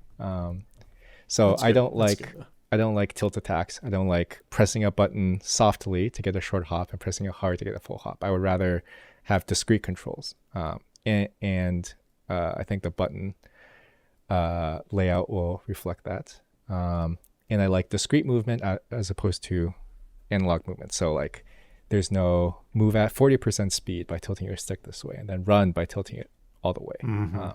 So that, I think this also has a benefit of being cross-platform, right? Because Uh, yes. Right. Right. Right. It would be. You can make a control scheme that's the yeah, same either way. I mean, with PC, you and can play with sticks though and stuff, right? you can, but that means you have to have one, right? And a lot of, at Yeah. least, Talk about this is, another expensive barrier to entry yeah, if this you're is my trying to be personal competitive. preference because I grew up without any of those things, right? So obviously, for me to play a game, I had to have keyboard controls, and I think Uh this huh. makes it reasonable. But don't you? Oh, okay. Okay. Yeah. Yeah. Yeah. Gotcha. Yeah. So these are the problems that we are trying to fix, right? This idea of let's build a system where you can learn over time. Let's build a button system, a control scheme, where we can where you don't have to learn directional inputs, right? Hmm. Those two things are going to tie together, right? In order to build up your knowledge over time, you need to not front load a bunch of stuff, and you need to have content that kind of rewards you for building it over time. Uh huh. Okay. At the same time, let's still keep it a fighting game, and let's lean on existing fighting game paradigms where possible, right? Hmm. But let's make sure that everything we take from a fighting game has a purpose in addressing some of our goals, right? Yes. Okay. In other words, it's not. In other words, it's like let's take things that help us address our goals, not let's take things because we're a fighting game. Uh, so Uh, I like roguelikes. Roguelikes are, I guess it's an overused term, but basically this idea that like you're, the most common is, well, I guess it's not most common, but one common paradigm is like a Slay the Spire deck building game, right? Where every stage you're like improving your deck arsenal in some kind Hmm. of way. Um, And that's in only this case, that's run specific. That's not like a meta yeah, it's run progression thing. specific. Mhm.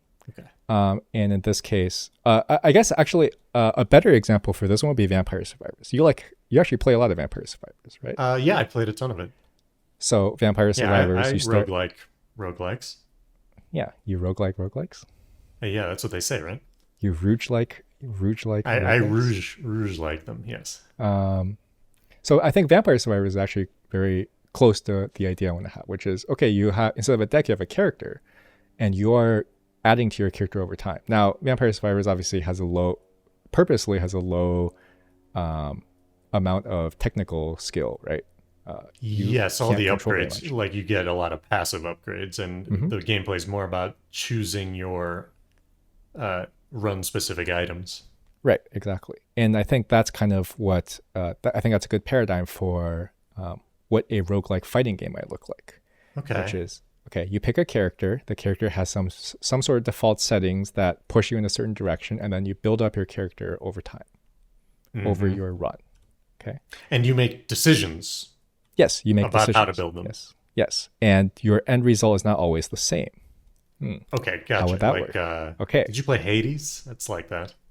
Ella, my partner played Hades. I Uh huh. never played Hades, but I don't know. I do used to like that kind of game, but I don't really like that kind of game when they're super story driven, which is kind of weird. But There's too I much want talking more. for you. Yeah, I want more like flexibility, uh, open endedness, things like that. Okay. Okay. I think I would have liked it though, but I played it at actually I played it at PAX Hades before it came out, and I thought it was like okay, but not fun Yeah, it's enough to good. play with. I like an overall narrative so that uh, over the course of many games, there's like an ending to get through or like Hmm. goals to Yeah, hit. Which I I guess you think could that do is that either fun. way. Yeah, but I so like for example, Risk of Rain 1, I Hmm. think did that in a way I liked, where you're mostly just doing stuff and there's not that much talking, but you still build up the narrative over time. Hmm. Hades just went for me. This is just purely personal preference. I don't even think it's bad. I think it might even be better. Hades went too far in the pushing narrative into your gameplay for me. Yeah, that developer does a lot of character heavy Hmm. and theme heavy Actually, stuff. Like I didn't they like love that stuff. Transistor either. I I played couldn't get into Bastion. Transistor. I didn't really like the Yeah, actual systems in it, but yeah, I liked Bastion when it came out. yeah. Same. I played through like pretty much all of Bastion. I think Bastion was cool, but yeah, Hades not. Maybe it was a Transistor thing too, but Yeah, I definitely um, I liked Hades. It was it's more probably more high intensity than I like to normally play in games, but right, right, it is tight. Yeah. yeah.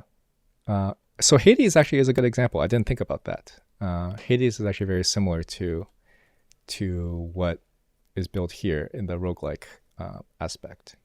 So I Hmm. think for fighting game systems, there's only two ways you can attack this. One is your character's moves, obviously, right? Um, but I've been harping this whole time about not messing up your muscle memory, um, and I think the button system will address that. But I think it'll be fine as long as what you build up to has a clear ending point. In other words, when you play competitively, you can't just pick. So you can't have too many options. In other words, right? You can just pick. So I don't know what it's like in Hades, but for example, in Vampire Survivors, right? You have actually I don't know about Vampire Survivors because I never played the original game. So Okay. your weapons level up to a certain point, and then you pick one of two upgrades. Is that right? One of two like Uh, final upgrades.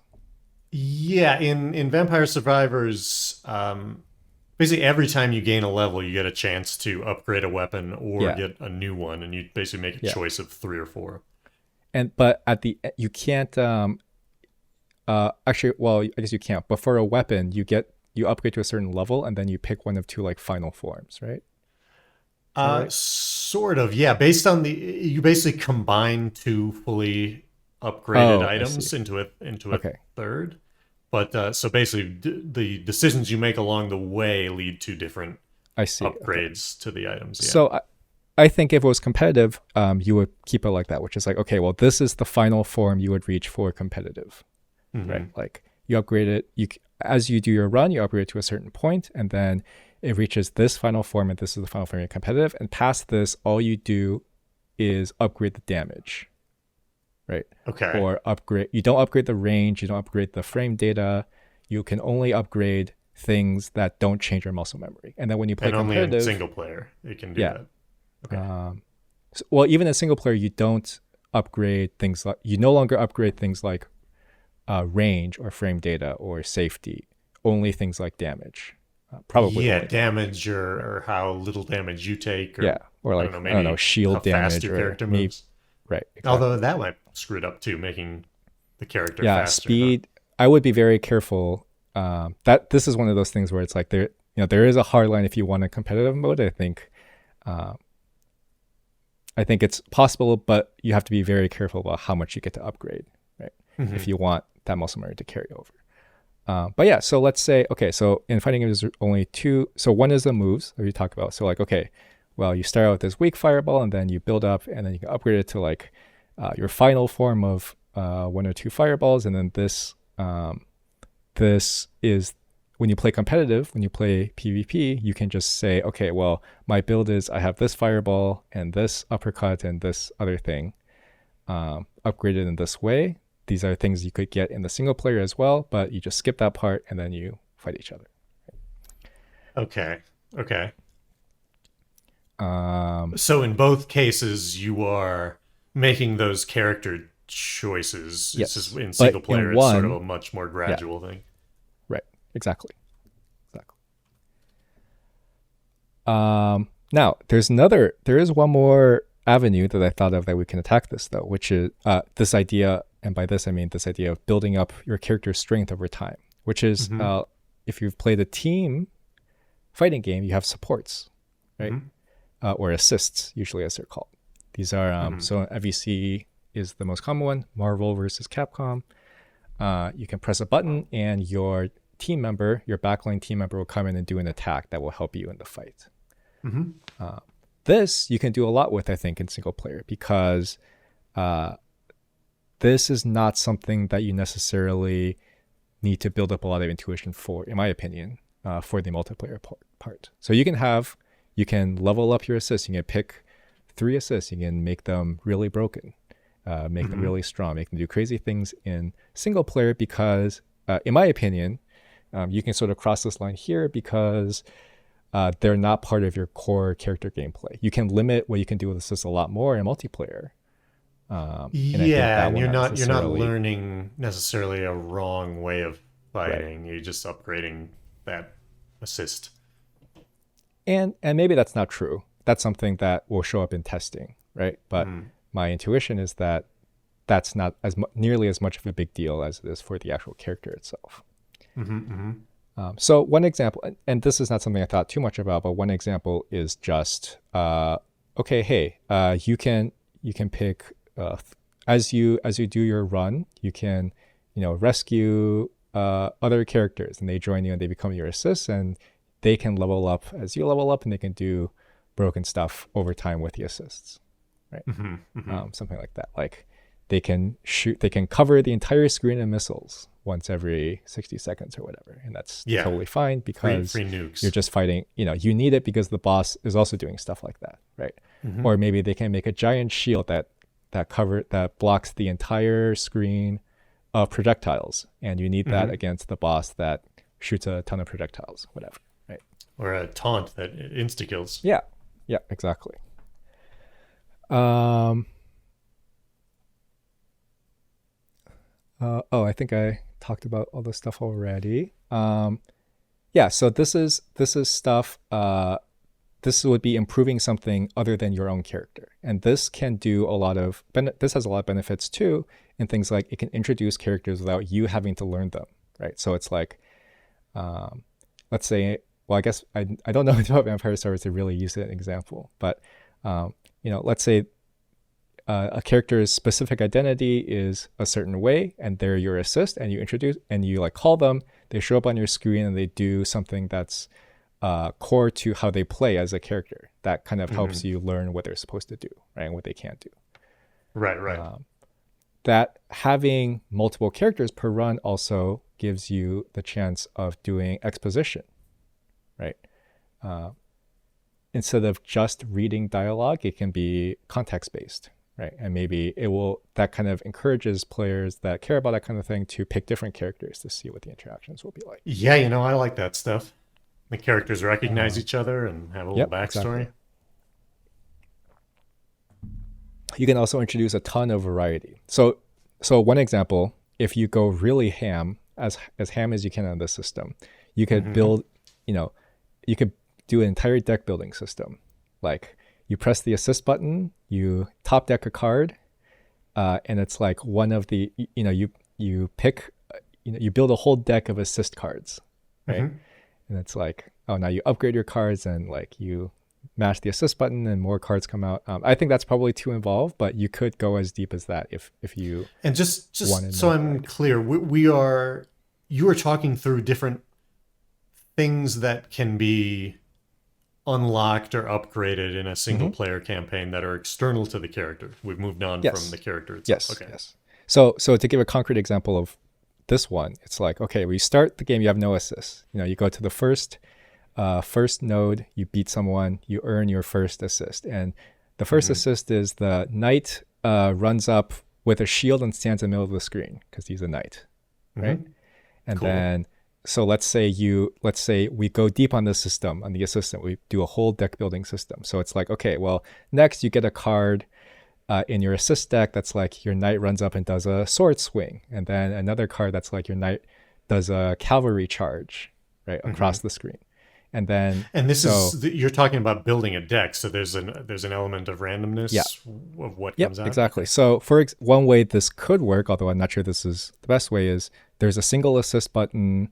Let's say you at any given point your game, when your assist is off cooldown, you get 3 cards from your deck and you can pick one of them to use, right?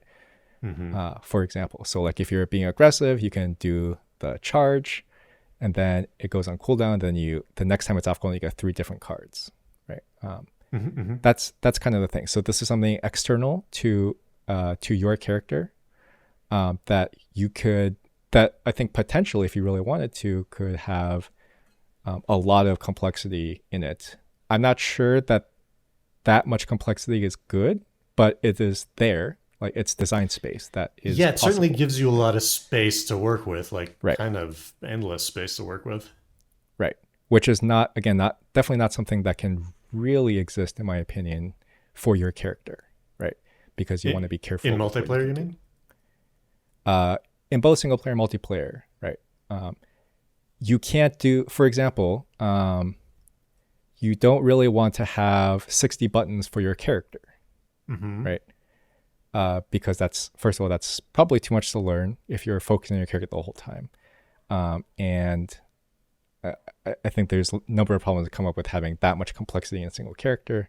But you can't have that in the assist if you're limiting the number of decisions that the player has to make, right? Yeah, exactly. You're not adding new decisions or anything. You're Right, just adding right. The variation. decisions happen externally, and as long there are systems that can be made such that they are meaningful but not that complex, not that tiring Mm-hmm. to think about. Okay, uh cool. yeah, and like you mentioned, here we can also have all kinds of unlocks, right? Like costume skins, uh Yeah, whatever. skins or unique taunts or Yep. changing the way um you enter and win, yep. the animations Persistent for winning and progression stuff. of all kinds, right, can be unlocked for Yeah, single player, the which shit is you which is say, amazing. stuff like Yeah, that. yeah. Exactly. You Yeah, can gender I like all bend. You that can have gender bend stuff. Yeah, versions of your character. Hmm? yeah. I'm trying to think of another roguelike that I do that in though, and I can't. Uh, which one? Do what in? Uh, that leans a lot on unlocking skins or Yeah, that is fairly rare. visual elements, cosmetic elements. Yes, Yeah, that's I what I wonder say. why that's so rare. It's kind of interesting. I don't know because I mean, the whole funny thing was skins at the dawn of the DLC age. A lot of the thinking from developers was that costumes will never be a big thing. And in fact, when they were starting League of Legends, they were like, "Oh, we're gonna make all our money from the rune pages for people wanting to unlock runes Yeah, faster." rune And pages. they couldn't have been rune pages and buying the runes themselves. Do you Yeah. know, you remember that stuff, right? Oh They yeah, changed it, I but hate rune pages. yeah, I they're hate dumb. them. But that was their sort of a way to have progression and to Right. push people into buying stuff, paying money. But as it turned out, the skins were far and away the money makers. Like they originally thought, well, if there's no gameplay advantage, gamers aren't going to give a shit about these things. But Oh in a man. competitive game, they do. They care about, them having a individuality that the other players Yes. see. In retrospect, it's so obvious, right? Yeah. Personally, I think maybe it was obvious back then too, but I do think it is quite clear that that kind of thing does happen. And I wonder. So Oh, well, let me say one more thing about skins. It's really okay. fast. Uh, as a former reformed marketing guy, I always thought it Uh-huh. was funny the word skins because it's a little strange. It almost is like Yes. saying we are talking about 3D models Right. rather than a character. Yeah. But I think that came about because of a worry that the word costume or the word outfit, even worse, was not going to sound cool to dudes, to I gamer see. dudes. So they landed on skins Interesting. as something that sounds a little tougher, you know. I see. I We're didn't not know dressing that, up but princesses over here. I I see. I don't know how to say it, what to even say to that, but I do think a lot of Japanese companies call them outfits, right? Like I think Street Fighter just calls them Yeah, outfits. Japan is So way less weird about that yeah, specific thing. this is the Open Betas podcast, and it's called the Open Betas podcast because we don't believe in talk. We don't believe there's a difference between toxic masculinity and masculinity. is that what it is? Yeah, No, betas for life. but yeah, I think that is fair. So I do wonder, and I agree with basically the conclusion that everyone's reached. I do wonder why roguelikes, I wonder if it's a single player thing. But even if it's a single player thing, I think it would make sense to have it be unlockable, right? Like, why not?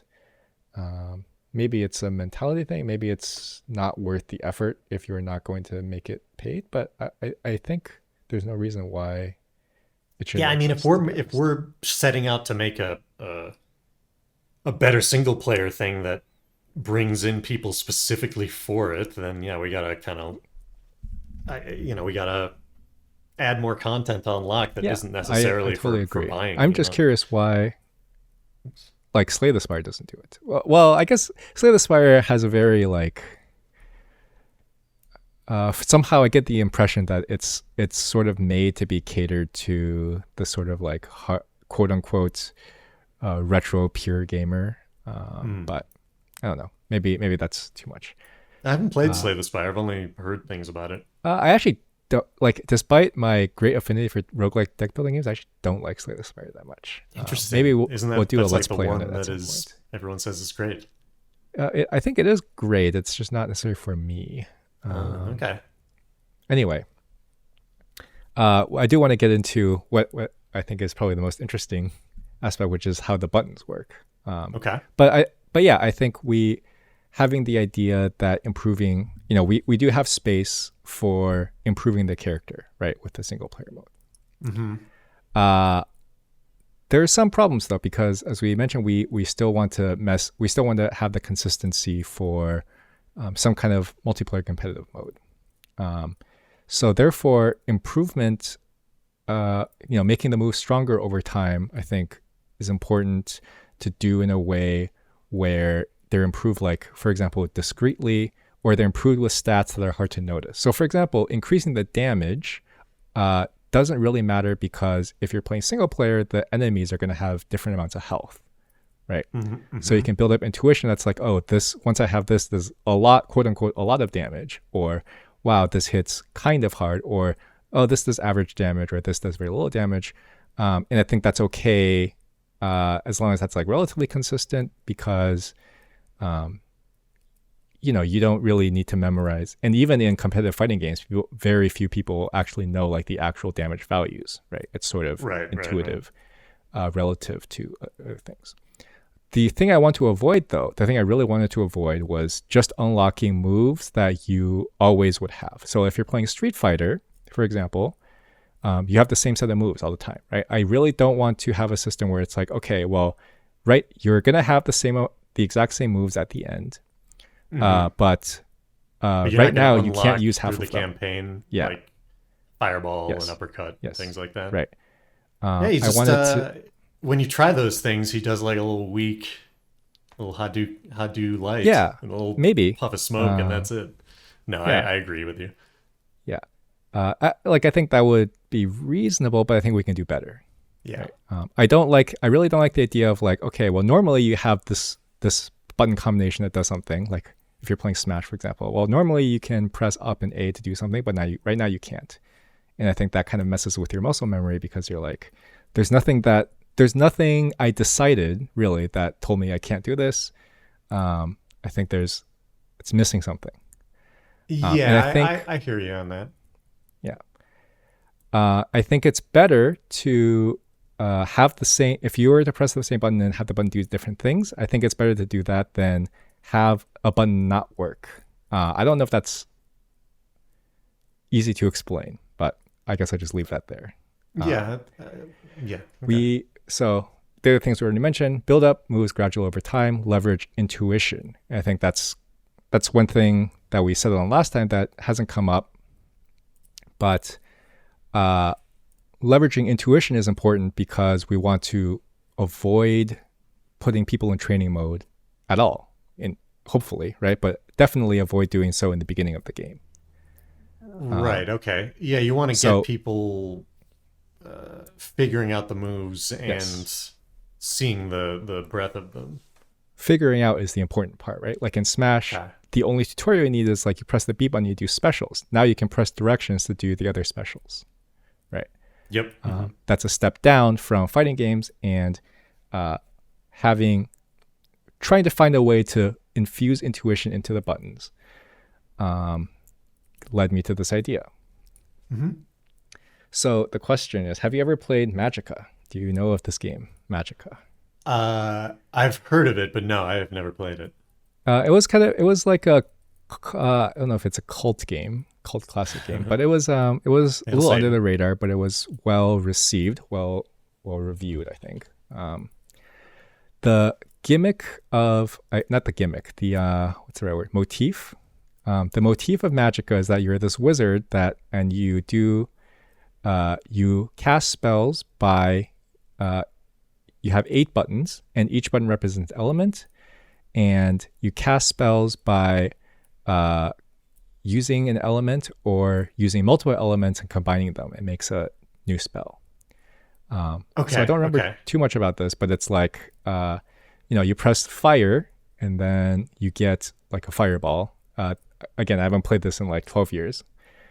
This is also a something like fighting game though, or no, it's like an ARTS action, not ARTS, ARPG. It's like a top-down oh, okay, yeah, action like type game, Gauntlet action or adventure some game. Yeah.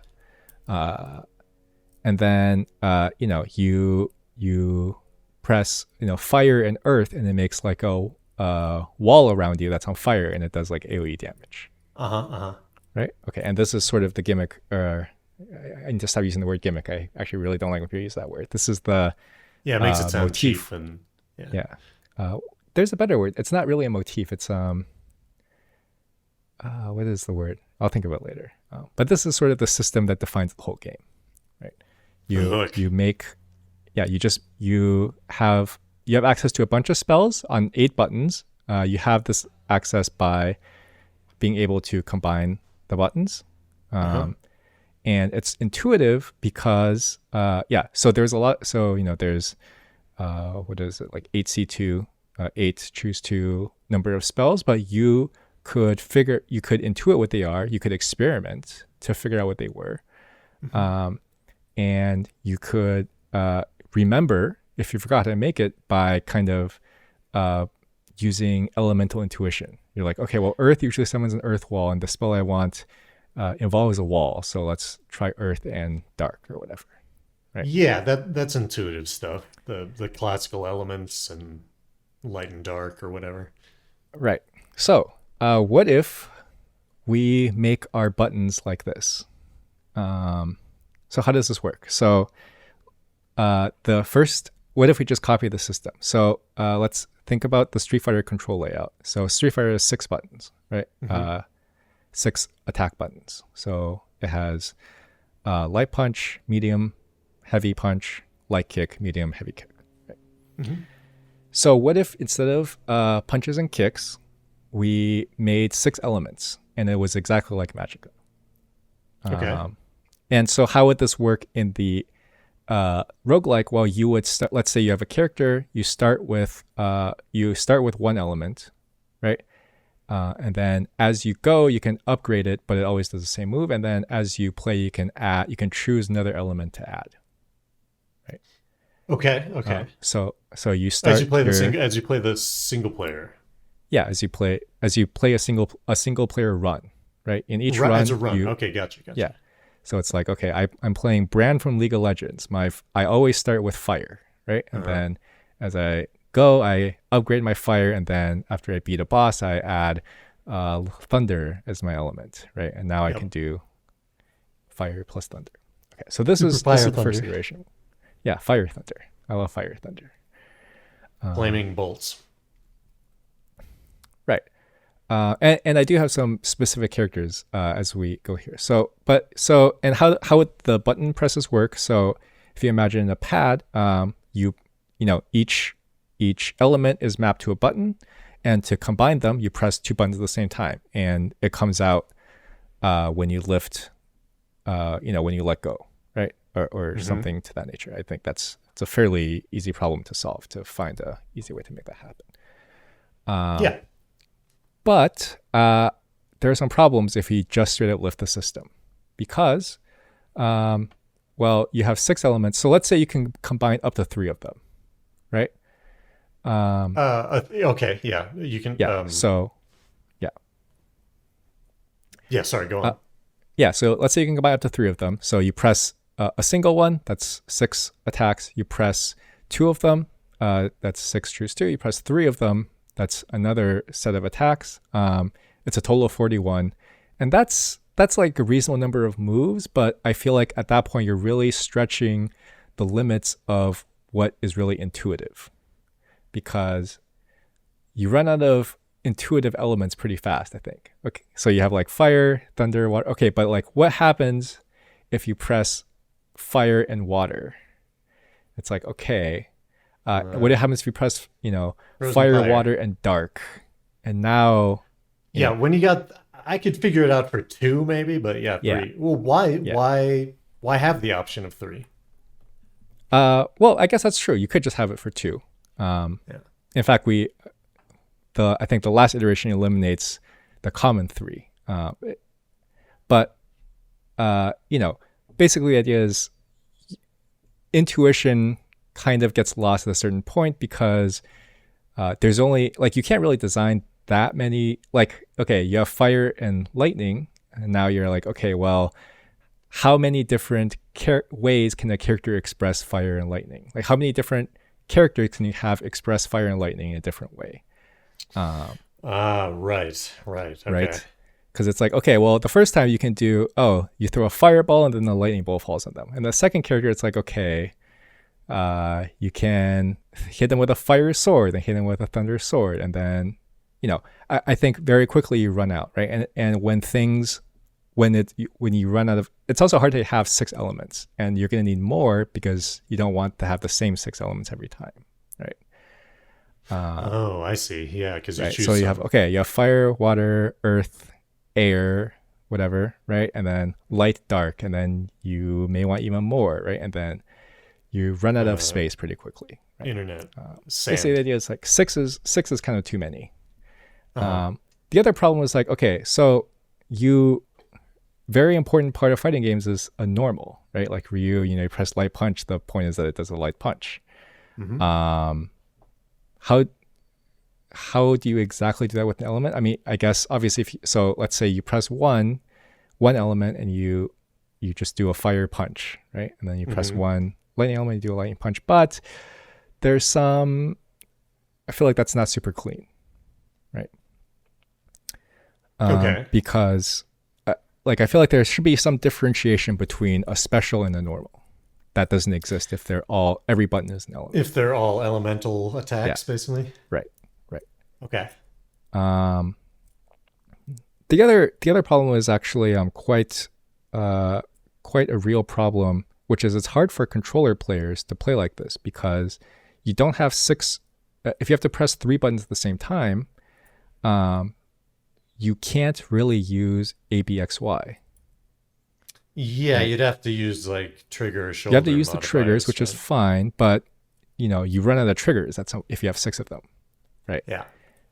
It just becomes annoying. And I think even pressing two of ABXY at the same time is not easy and not that fun, right?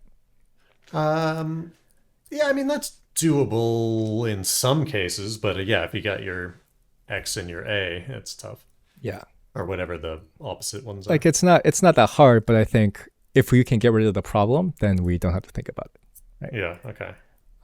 Okay, so what about this? So what if we change the paradigm so there's not everything is an element. You have a weapon which does normal attacks, and then you have the rest are elements, right? So let's say, okay, your weapon could be your fist. You're playing Ryu from Street Fighter, right?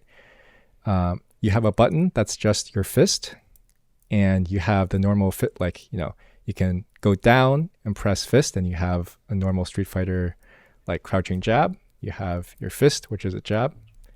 And then, and then you combine your weapon, and obviously weapon can be other things like a sword or whatever, right? You can combine your weapon with an element to do a special, and you can combine your elements with each other to do different specials, right? So okay, and we're talking probably like each unique character has their own type of weapon, like Soul Calibur, or something else. Yeah, I would say so. The base idea is that every character starts with the same weapon all the time, right? Same one single weapon. So, and I think that's helpful because it gives you, first of all, it gives you a baseline for what your normals are. Those don't change. And it gives you a baseline for to build off of, and it kind of limits just how many options you have. Right. So, And for example, go ahead. Oh, I was just say, for example, so let's say just pressing the weapon button gives you your light, quote unquote, light normals, and then you can, for example, the weapon button plus an element gives you a slightly stronger, riskier attack. That's like a medium normal, right? And the weapon button plus 2 elements gives you so it's not even a special at that point. a heavy attack, right? Basically you separate the ideas, right? You have a normals button and then a bunch of specials buttons, and you still maintain the combination aspect. Right? There's still a lot of options if you have one normal button and 5 elements. And then there's another problem that came up as I thought more about it, which is so you take up 6 buttons, but you're missing. So Street Fighter, you need to use button combinations for a lot of stuff. So for example, throw is the big one, right? Throw is light punch, light kick. You can't do that if you have this paradigm where you're combining buttons, right? You need more buttons. You need like a separate button to do that. Right. Why are we shooting for 6 or so many elements? We don't have to have like, 6. do we need that many to have a good combo? It's a good question. Maybe not. Okay. Well, we can work from that. I'm just curious. We can. 6 might be too many. But if we have 6, we might run out of buttons, right? So we can set a hard limit, for example, to let's say 8 buttons, right? Because that's what's on a normal stick. Not counting like pause and stuff, right, which are separate. But in the game, we can work off a reasonable limit, which is like, let's not push it over 6 buttons, right? So if we take up 6 buttons with attacks out of the 8, and we can't use macros for throw or dash or like Street Fighter 4 had focus, right? Street Fighter has V trigger. If we can't use more buttons for that, we need to be. What's RC? RC is Roman cancel. It's a Guilty Gear. In Street Fighter 4, it's FADC, focus attack dash cancel, if you remember that. So it's like extending a combo, or like making it so that your cooldown goes away. Is that? Yeah, exactly. It's a utility option, right? That needs to be. That needs to have. You need a button to press to be able to do something outside of your attacks. And the more buttons that get taken by your attacks, the less you can do Yeah, you stuff got like to that. work with. Right? Yeah. And what we lose is we lose the ability to do button combinations. Hmm. Okay, so yeah, so we can also do something like radial menus. That's an extreme solution, right? Let's not do that unless we have to, because that's very gross looking, right? You mean like having to hold a button and choose Yeah, like something, hold a like during button a and choose fight? something. Yeah, yeah. Yeah. Okay. That's That's tougher. That's different for let's sure. it's not impossible, but I think we can do better, right? And the other Hmm. option that you brought up is very reasonable. Like, do we need six? Probably, maybe not. But if we were to keep six, we can still have some of this stuff in mind. Hmm. So the other thing is, I was also thinking that we needed to have some kind of defensive options, right? Like, for example, in a lot of games, you can do a fly or push block or Hmm. backdash, things like that. Obviously, you can still do that with just the stick, but I think intuitively, I think it made sense to have, let's say, a dedicated defensive element or two or three. Um, Okay. And what would that? So. so let's say you have air as a defensive element, right? Uh-huh. And if you picked air as your defensive element, you could, for example, let's say fly, right? You can Yeah, or like air fly, dash or whatever. yeah, you can fly, or you can air dash, or you can do a push block where you throw air at them and you push them away, right? Ah. Um, and then you could do weird things where you can combine this with the other elements to give you something where Hmm. it's like, okay, you have air, you do air and thunder, and you push block. You push them away as you block, and you hit them with a little lightning bolt at the end to lock them down even further, something like that. Hmm. Hmm. Um, I thought that was an interesting starting point, but could be better. So before I stopped thinking about it, my last iteration was, so you have three, instead of having one weapon and five elements, because I think it does make sense that five elements is still too many, right? Okay. I think you also had that intuition. You have three weapons and three elements, or three objects, equipment and three elements. Hmm. So now, instead of having, you don't have that many options to choose from, and you don't have that many combinations to think about. Uh-huh. So what Can you happens is still combine? So in this sort of system, would you still combine elements, or you just combine a weapon and an element with each attack so or I think object? both are reasonable. So Okay. one paradigm is something like, okay, so you always, in order to do an attack, you what in order to do what would normally be called a normal attack, Hmm. you do like a weapon plus one or two elements, right? So still a limit of three. And then to Hmm. do what normally called a special attack, like actually just throwing a fireball, you combine only elements. For example, right? Doesn't have to. Yeah, Okay. Okay. Uh-huh. right. So it's like, okay, if you only press fire, you throw a fireball. But if you press sword and fire, you do a fire attack with your sword, right? Right. Right. Okay. That it could also work a different way. So it could work that you never press elements by themselves. So that could work by having your second, you have to pick your specials based on your second equipment. So let's say you start with a sword, but you want to throw fireball. So then you have to pick a stat. Or a better example might be you want to have a range ability, so you pick a bow as your second equipment, Hmm. right? And then that's the only way you can throw a fireball. You don't have it by default. You have to use your bow with your elements to get your ranged attack. Okay. Okay. Um, I think both of those could work. I'm not And these really sure are which so is the better. idea is that weapons get added on or unlocked Yes. along the way in single player, but they're just Yeah. unlocked completely in multiplayer Yeah. from the beginning. Yes. Okay. Yes. So you basically pick your loadout, right, in multiplayer. Right, and then you don't have like empty moves like you were saying, where Hmm. you just Yeah. have you try to do a fireball and it doesn't Yeah. happen. Yeah. Exactly.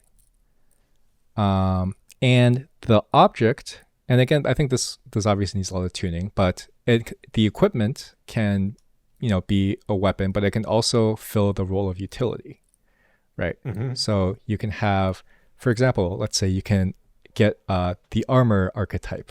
You get an armor type equipment, and when you press the armor equipment button, you get with some element you get like the Street Fighter 4 focus, right? Where you have armor and then you can absorb an attack, and then you press it with someone else and you get some other version of that or whatever, right? You can have boots type equipment, which changes the way you dash on the ground, right? Maybe it gives you a ground teleport with certain element. Right.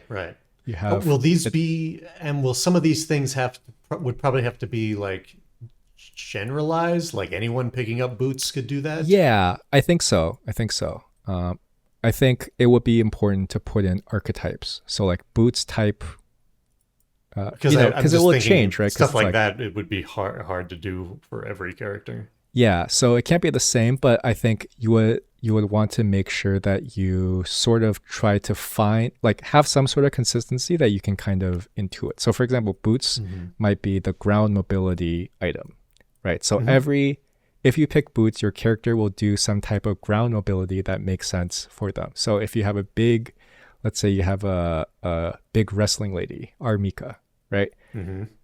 Armika with boots might do a charge, like the Street Fighter armor charge type of thing, right? You charge forward. If you play Magic Mike, which is a character I'll introduce later, a magic guy, boots might give you teleports, right? Gotcha. Yeah. Okay. Right. So it's going to be something on the ground. It may not be unique to every single character, but there might be like categories that characters fall within. And I think you could do it such that you find some level of consistency. So like for example, boots might be ground mobility item, right? Wings might be air mobility item. Armor might be like defensive blocking type item, etc. Yeah. Okay. That makes sense. And I think there's plenty of space there to sort of try to maintain things in a reasonable way. And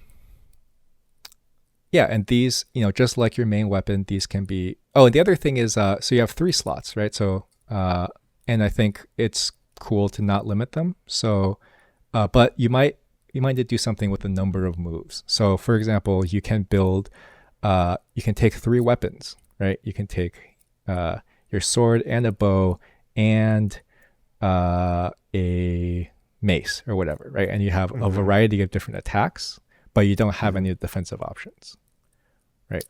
Or you can don't have any elements to work with.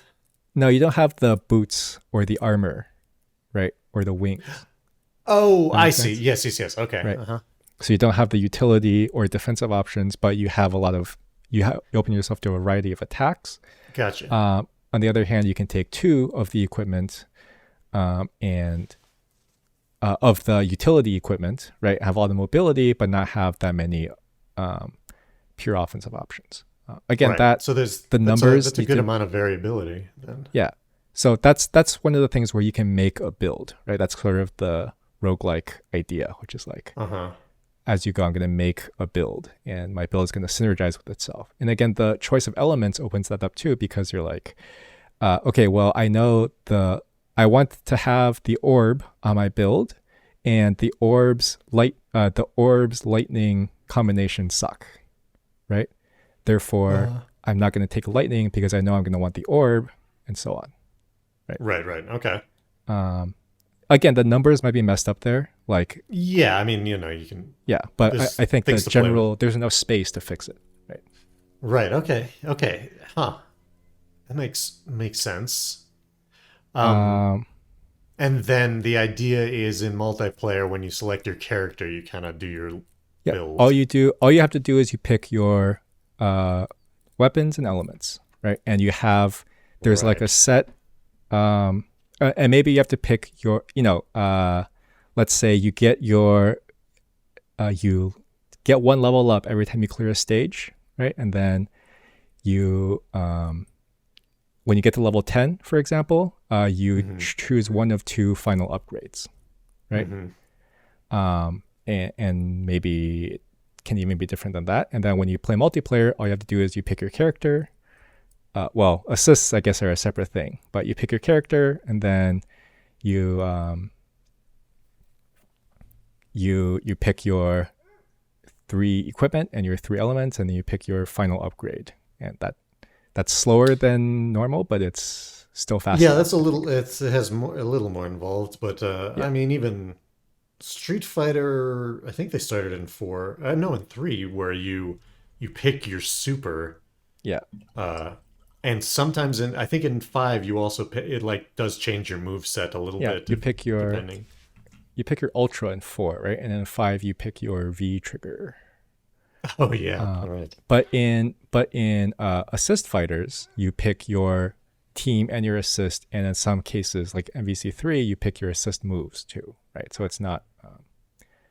And I don't know if the third has it, but MVC2, you also have like a play style you choose, right? Like there's 3 Oh, that's yeah, something like that that. I don't know I much don't about remember what they MVC2, do, but yeah. yeah, true. But yeah, I think it's close enough. Again, you can remove stuff. You can make it default for multiplayer if it becomes too hard, but I think it's close enough, right? So Okay, cool. there's still one problem, which is, for example, how do you do there's some stuff that needs to be universal. So throw might have to be on the 7th button. That may not be avoidable. Yeah, I mean, Unless controllers generally will have 8 yeah, buttons, or so, I mean, even yeah, 10 I if you think count I the think sticks. 8. Yeah, I think you can go more than 8 if you. I don't think that's a deal breaker, right? But throw, for example, being the 7th button means you can't do an elemental throw, which I think is fine. For example, right? You can, in fact, if you want to do that, I think it's reasonable, for example, to have a button or sorry, to have an equipment that gives you command throws, right? Oh, I see. Yeah. Yeah, so it's like, oh, you want to make the command throw build, you can take this button, you can have access to a bunch of command throws with the elements. There's also some problems here where it's like not all of these categories have the same size, if that makes sense. Like, can you really do 5 different elements of command throws, right? Maybe some things to be combined to make sure that they're actually the same size. Yeah. Okay. Huh. But I think none of those problems cross into the realm of unfixable. Something like supers, you could, for example, do all 3 elements or all 3 weapons, or one weapon plus all 3 elements is a super, so you have 3 supers, something like that. Okay. Yeah. Etc. Right. Okay. So just tying a bow on this, I guess, Yes. so what this all accomplishes is taking out the directional Yes. buttons, giving you space to unlock and make decisions in single player, And build a character in single player. and build a character in single player. Yes. Okay.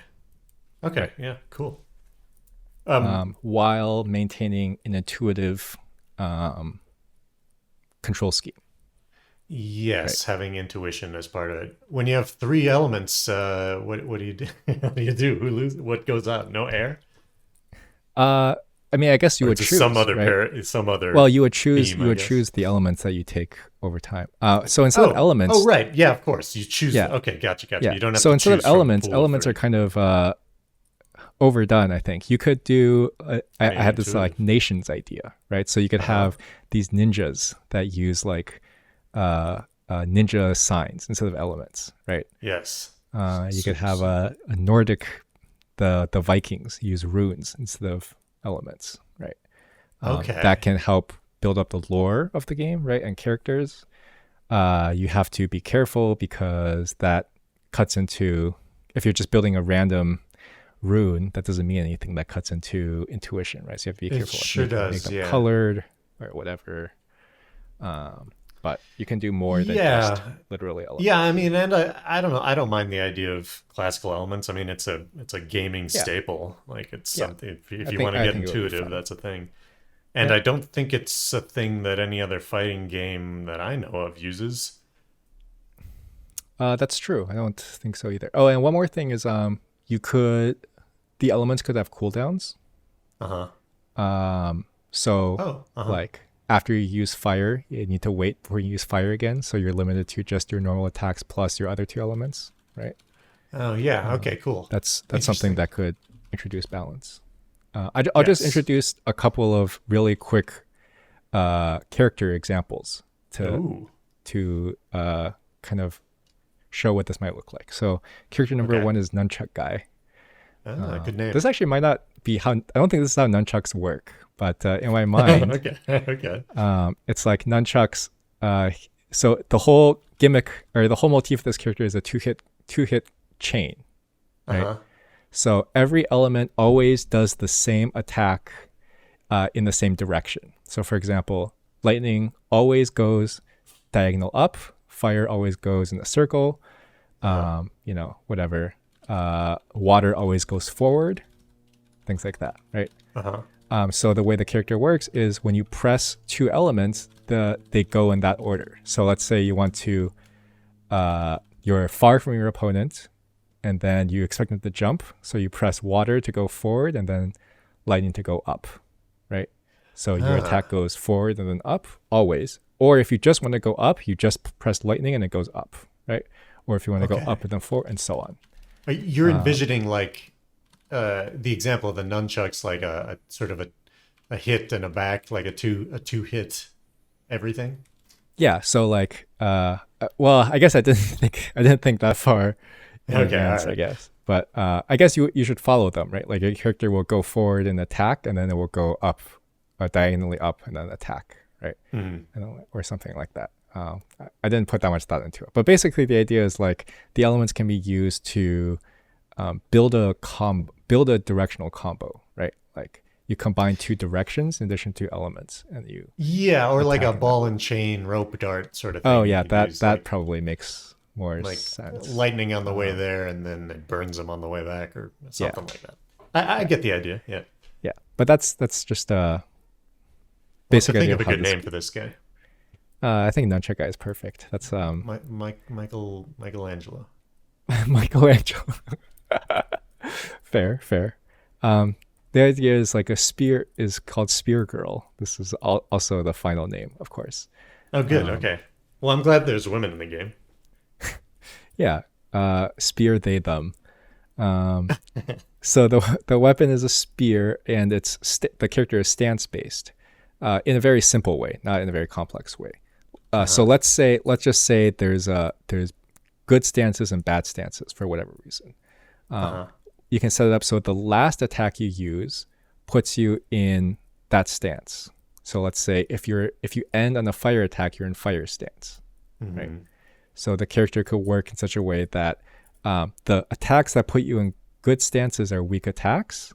The attacks that put you in bad stances are strong attacks, right? I get you. Yeah. So it has Right. sort of a balance. So there's like some kind of thought in like, okay, well, I want to do a bunch of hits. Let's say we're in a world where the elements have cooldowns, right? I want to use all my elements and do all my strong hits. And then I want to make sure I end magic user way, I guess. I want to make sure I end on a strong stance, for example, right? And Right. that Hmm. adds an element of predictability because your opponent's like, well, the normal combo is, you know, they do fire, lightning, and then they do water, and then but you can mix them up.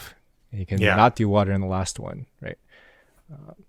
Yeah. You So got you got a lot of ways to do mix ups. yeah, and then the last character is Magic Mike or Magic User Mike. Actually, Um, I used mix up, and that's not in a fighting game. That means something, so maybe not. oh, I guess. Well, I don't remember what the Isn't that context, but isn't that what you I think call it it was right. when you jump over a character and attack, and it like hits Oh, them from that's a the other cross up. side? That's a Cross cross up, up. cross up, cross up. All right. Yeah, mix up So it is makes it just fun. some anything out of the normal that opens Yeah, your you're just opponent's changing things defenses up. up. Yeah. So Magic Mike, we can just have a or Magic User Mike. Hmm. Um, Hmm. basic. What if all your attacks were projectiles, right? Like Uh-huh. and then wait, I don't remember what I wrote here because I'm reading what I wrote and I don't understand it. But anyway, let's say all your attacks are projectiles. and your weapons, you have very few normal attacks basically, and you have to take a separate weapon to have more normal attacks. Otherwise, all you have are projectiles. Oh, okay. I guess Yeah. this is not a very fleshed out idea, I guess, but But it seems like you're going for variation in even what sort of the core gameplay is for each yeah, character, right? yeah, Like when you were describing it, I was envisioning it as like it all basically works the same, and there's not an additional element. That's the wrong word. There's not an additional gameplay thing on top of it, like right, projectiles or stances or two-hit right. combos. I think there can be a lot of room here. And I think the Yeah. reason I bring up these examples, these are all kind of like abnormal examples, right? Not what you might envision, is Hmm. that I think for this kind of game, it's important for replayability, right? Like you can build, you can play a specific character for a long time. You can build them in a different way. You can explore what you do with them. And there's a lot of depth Hmm. to be had in figuring out all the different ways the character can work if you're if you happen to like this character, right?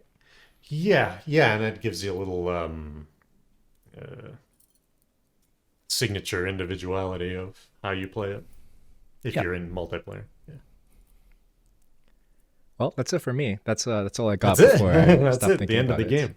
Um, Uh, yeah, I mean, there's this stuff makes a lot of sense. I mean, we hit on it last time, but uh, what you're going for here is filling a gap, right? That yes. doesn't exist. One is simplifying the controls, and the other big one is the single player Right. being its own thing. We didn't hit on any specific elements that are specific to single player, meant to train you or develop you for the Mm, multiplayer. I mean, I guess that's we true. made Yeah. sure that both play the same so that everything you do improves for either version, for either It's a mode, very good basically. point. I But guess I didn't really think too much about it. I think so. One well, thing is mhm. um, one of the problems that we talked about, which we didn't really address, is the idea that you're just fighting one other character from the cast on the screen, right? And I think that can Yeah. change. So I think this opens up a lot of options for fighting master hand type enemies. Hmm. That being said, that doesn't really help you for multiplayer, right? Um, No, although let's say I mean, tell me if this is becomes not mhm. fun, but let's say for example there is a mini game or in between match game or even a whole match where you can only damage the barrels falling with uppercut moves, or you can only beat characters on this level with supers or specials, something that makes you use stuff that you may not already be using that could apply to multiplayer. Yeah, uh that could totally work. So one example now you say that is so in I think Slay Spire has this, but in some roguelike games you can pick the next room you go into, right? And that has mm-hmm. a specific challenge. One thing you can say is like, okay, well, the gimmick for this room is you can it's immune or it will reflect all physical or all melee damage, Right, right? right. And the gimmick for the next room is for the other room is you can't or you can only damage it with fire and lightning, Right, yeah. right? Yeah, I like that kind of variation. That would certainly change things up from what Right, single player campaigns typically right. are. Um, Um, Another thing that Smash does is going back to the you can improve your character through like damage upgrades and mhm. things. Yep. Although in a one-on-one fighting ladder game, you're going to have some sort of like essentially level scaling, right? Like I assume you're not just able to, as the game goes on, beat everybody even Oh faster as no, the game goes on. I But would you could think that have. in hmm? Mhm.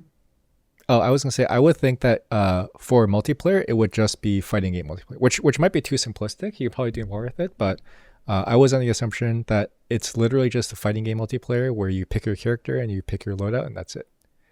There's no like building up or anything in the Oh, competitive yeah, I side. get that. I was talking about the single player campaign. What Oh, did okay. I Yeah. say?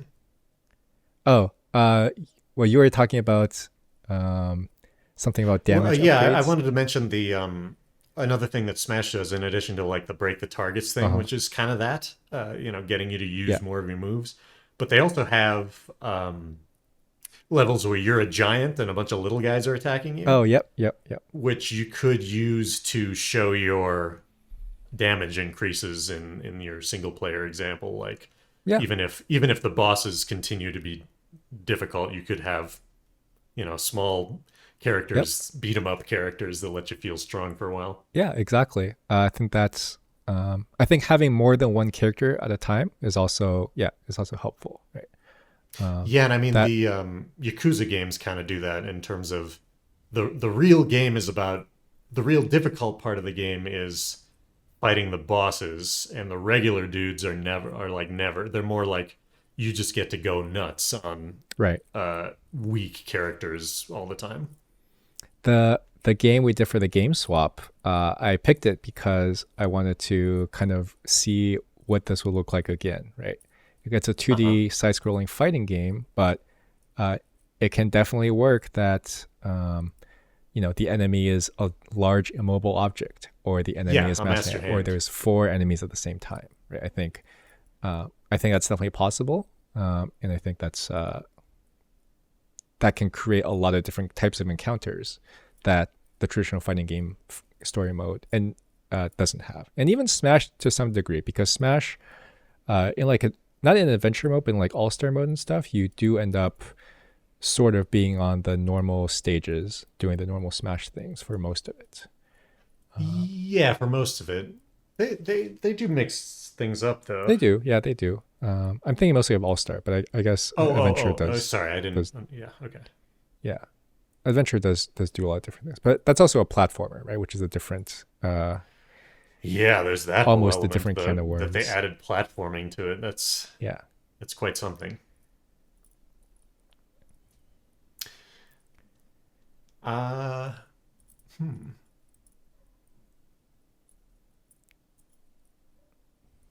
Are you still there? I am still here. I'm. You sound like you're about Okay, we to both just say went something, quiet. Uh, so I was waiting. yeah, I mean this. I don't know. Yeah, is there anything else we wanna touch on? I guess I would just say there's a lot. I mean, uh, there's a whole missing section about what the single player actually looks like, right? Like one Mhm. of my initial ideas was like you could put freaking or like you're not really limited from doing too much, right? You could put freaking have you ever played Heroes of Might and Magic? No, Oh, well but I you know could of it. just put Heroes of Might and Magic in this game. Instead of having Heroes of Might and Magic fights, you have the fights that uh this system gives you, right? So what is the out of the fights part? There's like a world map, and you like run around and like take castles and recruit troops and fight Oh other yeah, yeah. I guess there's a lot parties, of things you get could fit over treasure. this. It Yeah. didn't. Some of the Soul Calibers had a like taking over the world map Oh, element did they? Okay, I didn't mode. know that. That'd be interesting. Yeah, I can't remember what it's called. Soul Calibur 2 had it. Soul Calibur 2. Uh, Two had it. Wow, that's I surprising. think I didn't know games like maybe it that was had been 3. I invented don't by know. the time Soul Calibur 2 came It's been out. a while. Yeah, there was like a world map. Yeah, Soul Calibur 2. Yeah. Oh, cool. And Um, missions and things. Yeah. Wow. yeah, I think you can do that. This system allows you to level up, right? Mm-hmm. So any single player paradigm where that's a key component, right? Uh, could work. I mean, you could put this in Pokemon if you wanted to. I don't think that's a good idea, but you can do it. Yeah, you can catch E Yeah, Hondas and Chun Li's. of Uh, course. cool. There's a couple other things I want to talk about. But we're also getting pretty late in this, and my Hmm. brain is melting, and I need to eat. But I do maybe we'll talk more about beat 'em ups in some sense Yeah, because I want for to talk sure. about Don't Be a Hero, which is a an idea for a beat 'em up that I was working on with a friend of mine, Yeah, and let's do it. it basically is, it's kind of it was the basic idea was it combines beat 'em up and like sort of wrestling game additions, Okay. but that's maybe a story for another day. Have you Yeah. played Well, wrestling games? They're kind of a different not type of fighting game. really. No.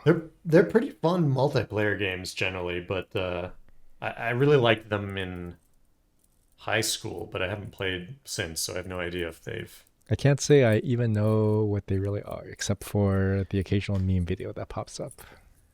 Yeah, I mean it's a lot of like,